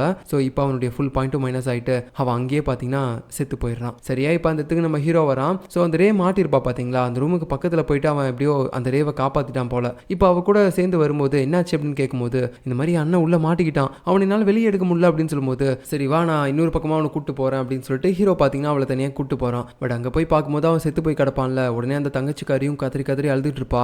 அப்போ அங்கே ஒரு விஷுவல் ஓடிட்டு இருக்கு. அதில் பார்த்தீங்கன்னா நம்ம ஹீரோயின் இறந்து போய் கீழே விழுந்து கிடக்கிற மாதிரி பார்க்குறான். அதை பார்த்தோன்னே அவனுக்கு உயிரே இல்லை, ஐயோ அவளுக்கு எதுவும் ஆகக்கூடாது அப்படின்னு சொல்லிட்டு ஷாக் ஆகி பார்த்துட்டு இருக்கான். இதே நேரத்தில் நம்ம ஹீரோயின் இருக்கால, அவள் பார்த்தீங்கன்னா தனியாக ஒரு ரூமில் மாட்டிக்கிட்டா. ஸோ அந்த ரூம்குள்ளே இப்போ போனதுக்கப்புறம் அவளுக்கு 8 பாயிண்ட் மைனஸ் காட்டுது. ஆனால் அவகிட்ட இருக்கிறது 7 பாயிண்ட் மட்டும் தான். ஸோ நம்ம ஹீரோயினோட கதை முடிய போதா அப்படின்னு யோசிக்கும் போது அப்போ தான் அவள் புத்திசாலித்தனமாக விளையாட ஆரம்பிக்கிறா. ஏன்னா அவளுடைய குழந்தைக்குன்னு சொல்லி ஒரு பேண்ட் கொடுத்துருப்பாங்க. இப்போ அந்த பேண்டில் பார்த்தீங்கன்னா இவ 8 பாயிண்ட்டை மைனஸ் பண்ணி விட்டுறா. ஏன்னா அதில் 15 பாயிண்ட் ஃபுல்லாக தான் இருந்திருக்கும். ஸோ அதனால இவ எப்படியோ இப்போ தப்பிச்சிட்டா. இப்படி எல்லாருமே ஓரளவுக்கு சேஃபாக இருக்காங்க அப்படின்னு நினைக்கும் போது அந்த ஆன்ட்டி இருப்பாங்களா, அவங்க பார்த்தீங்கன்னா இப்போ தனியாக ஒரு ரூமில் மாட்டிக்கிட்டாங்க. ஸோ அவங்கள எப்படியாவது நம்ம காப்பாற்றணும், என்ன பண்ணுறதுன்னு ஹீரோ யோசிச்சுட்டே இருக்கான். எல்லாருமே ஒரு பக்கம் பிளான் பண்ணுறாங்க. பட் எப்படி பார்த்தாலும் அவங்க இருக்கக்கூடிய அந்த ரூமுக்கு சைடில் 2 பேர் போய் அந்த ரூமை கவர் பண்ண முடியாது. ஏன்னா எல்லாத்தையுமே பாயிண்ட்ஸ் ரொம்ப கம்மியாக இருக்குது. ஸோ அதனால ஒரு மாதிரி யோசிச்சுட்டே இருக்கான். அப்போ தான் அவனுக்கு செம்மையாக ஒரு பிளான் வருது. இந்த மாதிரி எங்களுக்கு இப்போ உன்னுடைய உதவி வேணும், எங்கள் எல்லாத்தையுமே பாயிண்ட் கம்மியாக இருக்குது, உங்ககிட்ட மட்டும்தான் கொஞ்சம் பாயிண்ட் இருக்குது, ப்ளீஸ் எனக்கு உதவு அப்படின்னு சொல்லிட்டு அவன் ஒரு மாதிரி கேட்கும்போது அவளும் பார்த்தீங்கன்னா தன்னுடைய அண்ணனை நினச்சி அழுதுகிட்டு இருப்பா. இருந்தாலும் அவனையும் நினச்சிட்டு இருந்தா இப்போ இவங்களை காப்பாற்ற முடியாது அப்படின்னு சொல்லிட்டு சரி ஓகே நானும் உங்கள் கூட வரேன் அப்படின்னு சொல்கிறா. இதே நேரத்தில் நம்ம ஹீரோயினுக்கும் கால் பண்ணி ஒரு விஷயத்த சொல்கிறான். அது என்னன்னு பார்த்தீங்கன்னா அந்த ஆன்ட்டி இப்போது அந்த ரூமில் மாட்டியிருக்காங்கல்ல, அதுக்கு பக்கத்தில் ஒரு ஆள் போகணும். ஆனால் நம்ம ஹீரோயின் போனோன்னா அவருக்கு பாயிண்ட் எல்லாம் மைனஸ் ஆகும். ஸோ அதுக்கு அவள் என்ன பண்ணுறான்னு பார்த்தீங்கன்னா அங்கே ஒரு பிளேயர் இருக்க மாதிரி கணக்கு காட்டுறதுக்காக அவளுடைய குழந்தைக்குன்னு ஒரு பேண்டு கொடுத்துருப்பாங்கல்ல, அந்த பேண்டை அங்கே வச்சிடறா. நடுவில் ஒரு ரூமு கிராஸ் பண்ணாமையே அவள் பாட்டுக்கு சைடில் இன்னொரு ரூம்குள்ளே தூக்கி வச்சுட்டா. ஒரு ரூம் தள்ளி அப்படியே எட்டிட்டு வச்சுட்டா. இவங்க பிளான் பண்ண மாதிரி பார்த்தீங்கன்னா இப்போது அந்த ஆன்ட்டியோட ரூமுக்கு சைடில் 2 ரூம்லேயும் ஒரு ஆளுங்க இருக்க மாதிரி கவர் ஆயிடுச்சு. அதனால இப்போ அந்த ஆன்ட்டியும் பார்த்தீங்கன்னா அந்த லாக்கான ரூம்ல இருந்து தப்பிச்சிட்டாங்க. அவங்களுக்கு இப்போ தலைவலிக்கிற மாதிரி எந்தவித விஷுவல்ஸும் வரல. அதுக்கப்புறம் எல்லாருமே காப்பாத்திட்டாங்க. இங்கிருந்து போகலாம் அப்படின்னு சொல்லி நினைக்கும் போது அப்பதான் நம்ம ஹீரோவும் சொல்றான், என்னதான் இருந்தாலும் அவ குழந்தையோட பேண்டை நம்ம அங்கேயே விட்டுட்டு வர முடியாது, மேபி அது மூலமா அவ வயிற்றுல இருக்கக்கூடிய குழந்தைய ஏதாவது பண்ணாலும் பண்ணுவாங்க, ஸோ அதையும் எடுக்கணும் அப்படின்னு சொல்லிட்டு அப்பதான் பாத்தீங்கன்னா அந்த அண்ணன் தங்கச்சி இருந்தாங்கல்ல, அதுல அந்த தங்கச்சிக்காரி கிட்ட கூட பாயிண்ட் இருக்கு, எனக்கு ஒரு உதவி பண்றியா அப்படின்னு கேட்டிருப்பான்ல. அதனால இப்ப கடைசியா ஒரு ஐடியா பண்றாங்க. அதுக்கு முன்னாடி இவங்களுக்கு வெளியே போற ரூம் எங்க இருக்கு அப்படின்னு சொல்லி ஃபர்ஸ்டே தெரிஞ்சிருச்சு. அதுக்கு பக்கத்து ரூம்ல தான் நம்ம ஹீரோயினும் அந்த ஆன்ட்டியை காப்பாற்றுறதுக்காக அவள் குழந்தையோட பேண்டை வச்சிருந்திருப்பா. ஸோ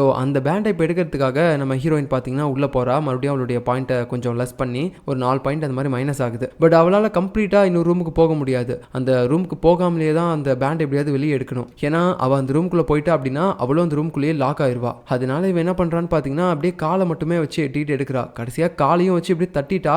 பட் இருந்தாலும் பாயிண்ட் அவளுடைய ஃபுல் பாயிண்ட் மைனஸ் ஆகிற டைமில் டக்குன்னு பார்த்தீங்கன்னா அந்த தங்கச்சிக்காரி உள்ள வந்து அவளுடைய பாயிண்ட்டை வந்து கொடுத்துட்றா. கொடுத்துட்டு மறுபடியும் ஓடி போயிடுறா. இதனால ஹீரோயினுக்கு இப்போ எந்த வித பிரச்சனையும் வராது அப்படின்னு சொல்லிட்டு ஸோ உடனே பார்த்தீங்கன்னா ஹீரோயினும் அவள் கொடுத்துட்டு போன பாயிண்ட்டும் மைனஸ் ஆகிடக்கூடாது அப்படின்னு சொல்லிட்டு அதுக்கு முன்னாடி வெளியே வரலான்னு பார்க்கும்போது திடீர்னு நம்ம ஹீரோயினுக்கு வேற பின்னாடி இருக்கக்கூடிய விஷுவலில் அவளுடைய அப்பா மறுபடியும் அந்த மலையிலேருந்து குதிக்கிற மாதிரிலாம் ஒரு மாதிரி நினச்சிட்டு அங்கேயே ஸ்டன் ஆயிடுறா. சடனாக நம்ம ஹீரோ இதை பார்த்துட்டு உள்ளே போய் அவளை கூட்டு ஓடி வரலான்னு பார்க்கும்போது இந்த டோர் வேற க்ளோஸ் ஆகிற மாதிரி தெரியுது. நல்ல வேலை அந்த நேரத்தில் ப்ரொஃபசர் எப்படியோ அவனுடைய வீல் சேரை வச்சு அந்த டோரை ஸ்டாப் பண்ணிட்டான். அதுக்கப்புறம் இவங்க 3 பேருமே சேர்ந்து எப்படியோ வெளியே குதிச்சிட்டாங்க. ஸோ இப்படி பயங்கரமான இந்த போராட்டத்துக்கு அப்புறம் இவங்க இவங்க மட்டும் எப்படியோ தப்பிச்சு வந்துட்டாங்க. ஸோ இப்போ இந்த இடத்துல இருந்து வெளியே போகிறதுக்கு முன்னாடி அங்கே இன்னொரு டைஸ் இருக்கும், அதை வந்து உருட்ட சொல்கிறாங்க. அதை நம்ம ஹீரோ உருட்டும் போது அதில் 7 அப்படின்னு சொல்லி ஒரு நம்பர் வருது. ஆக்சுவலாக இங்கே இவங்க 8 பேர் இருக்காங்க, பட் இங்கிருந்து 7 பேர் மட்டும் தான் வெளியே போக முடியும் அப்படின்னு சொல்கிறாங்க. ஸோ அதனால நம்ம ஹீரோவுக்கு வேறு வழி இல்லை, நான் இங்கே இருக்கேன், நீங்கள் வேணால் போங்க அப்படின்னு சொல்லும்போது ஹீரோயின் அதுக்கு சுத்தமாக ஒத்துக்கவே இல்லை. இல்லை நான் போக மாட்டேன்னு சொல்லிட்டே இருக்கும்போது ஹீரோவும் பார்த்தீங்கன்னா கம்பல் பண்ணுறான், தயவு செஞ்சு போ, நான் இங்கே இருக்கேன்,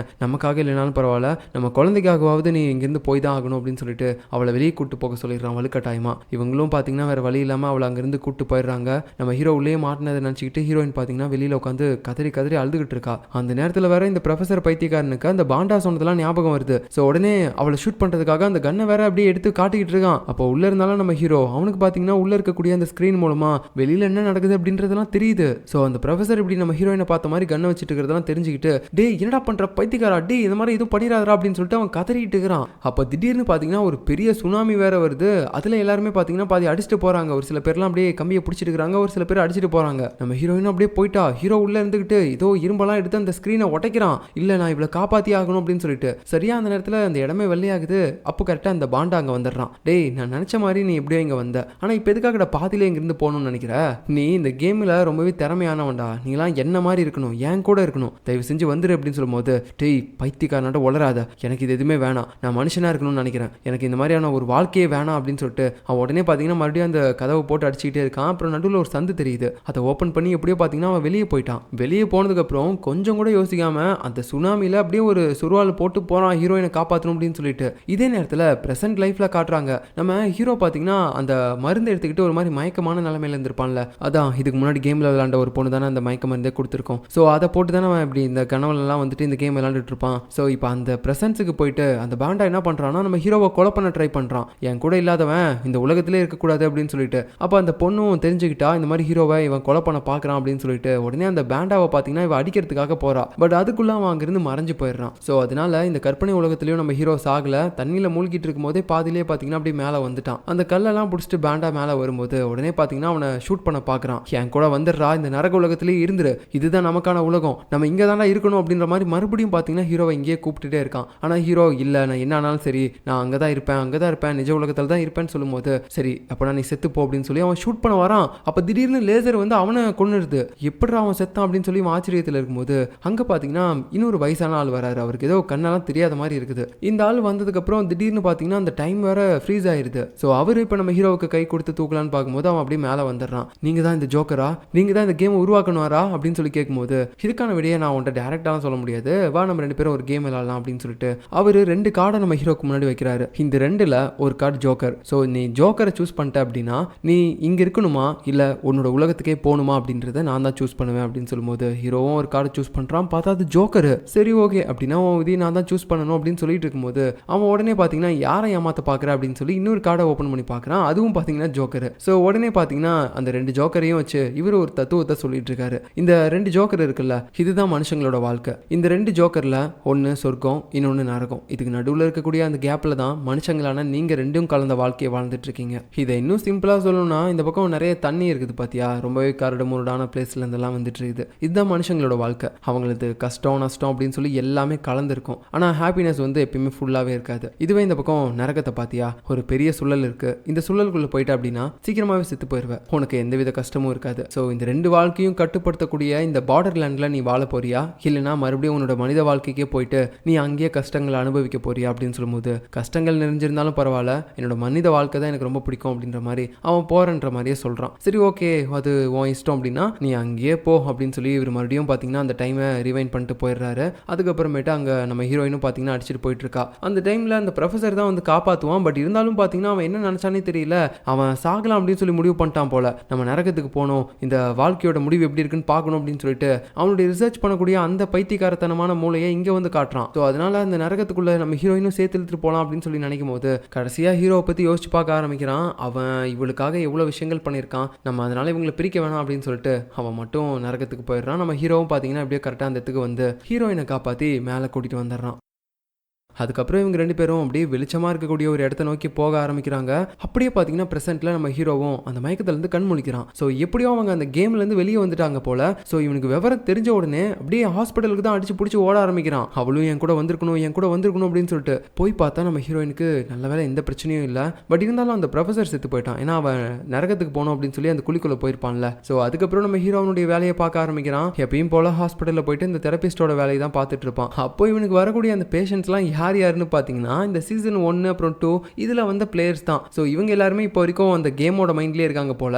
அதனால தான் இவங்களுக்கு ஒரு தெரபிஸ்ட் வேணும் அப்படின்னு சொல்லிட்டு இப்போ இங்கே வந்திருக்காங்க. இப்போ அவங்களோட லைஃப்லாம் எப்படி போகுது, இந்த மாதிரி நினைவுகள்லாம் வருதா அப்படின்ற மாதிரி கேட்க அவங்களும் பார்த்தீங்கன்னா இல்லை இப்போதைக்கு எங்களுக்கு அந்த மாதிரி நினைவுலாம் எதுவும் வரதில்லை, நாங்கள் எங்களுடைய லைஃப்பை நல்லா தான் வாழ்ந்துட்டு இருக்கோம், நல்ல வேலையை பார்த்துக்கிட்டு அப்படின்னு சொல்லிட்டு எல்லாருமே பேசுகிறாங்க. அப்போ தான் நம்ம வெள்ளமண்டைனும் வரான். ஸோ இப்படி எல்லாரோட லைஃப்பும் ஒரு மாதிரி ஹாப்பியாக போகிறதோடையே இந்த ட்ராமாவையும் கம்ப்ளீட் பண்ணுறாங்க. ஸோ இதோட இந்த ஆலிஸ் இன் பார்டர்லேண்ட் சீசன் 3 கம்ப்ளீட்டாக முடியுது. ஏன் இந்த ட்ராமாவே முடியுது. பட் இருந்தாலும் இந்த எண்டிங்கில் பார்த்தீங்கன்னா போஸ்ட் கிரெடிட் சீன் மாதிரி ஒன்று வைப்பானுங்க. அமெரிக்காவில் இருக்கக்கூடிய ஒரு ஹோட்டலில் அங்கே வேலை பார்க்குற ஒருத்தங்களுடைய நேம் டேக் பார்த்தீங்கன்னா ஆலிஸ் அப்படின்னு சொல்லி எழுதியிருக்கு. ஸோ இந்த ட்ராமாவோட நேமே ஆலிஸ் இன் பார்டர்லேண்ட் தானே. அதனால இந்த நேமை வச்சு நிறைய பேர் வந்துட்டு இது சீசன் 4 வரப்போகுது, அதுக்கான லீட் தான் அப்படின்னு மாதிரிலாம் நினைப்பீங்க. பட் ஆக்சுவலாக அப்படி கிடையாது. ஏன்னா ஸ்குவிட் கேமுக்கும் இதுக்கு முன்னாடி பார்த்தீங்கன்னா அமெரிக்காவில் இப்படி ஒரு எண்டிங்கை வைக்கிற மாதிரி வச்சிருப்பாங்க. ஸோ அதுக்கான ரீசன் என்னன்னா அவங்க அதை ரீமேக் பண்ணுறாங்க, அமெரிக்காக்காரங்களும் அதை ரீமேக் பண்ணுறாங்க அப்படின்றது தான். அதனால தான் இந்த மாதிரி ஒவ்வொரு பாப்புலரான ட்ராமா முடியும் போதும் அதை வந்து இந்த மாதிரி ஒரு நாட்டிலையும் ரீமேக் பண்ண போகிறாங்க அப்படின்ற மாதிரி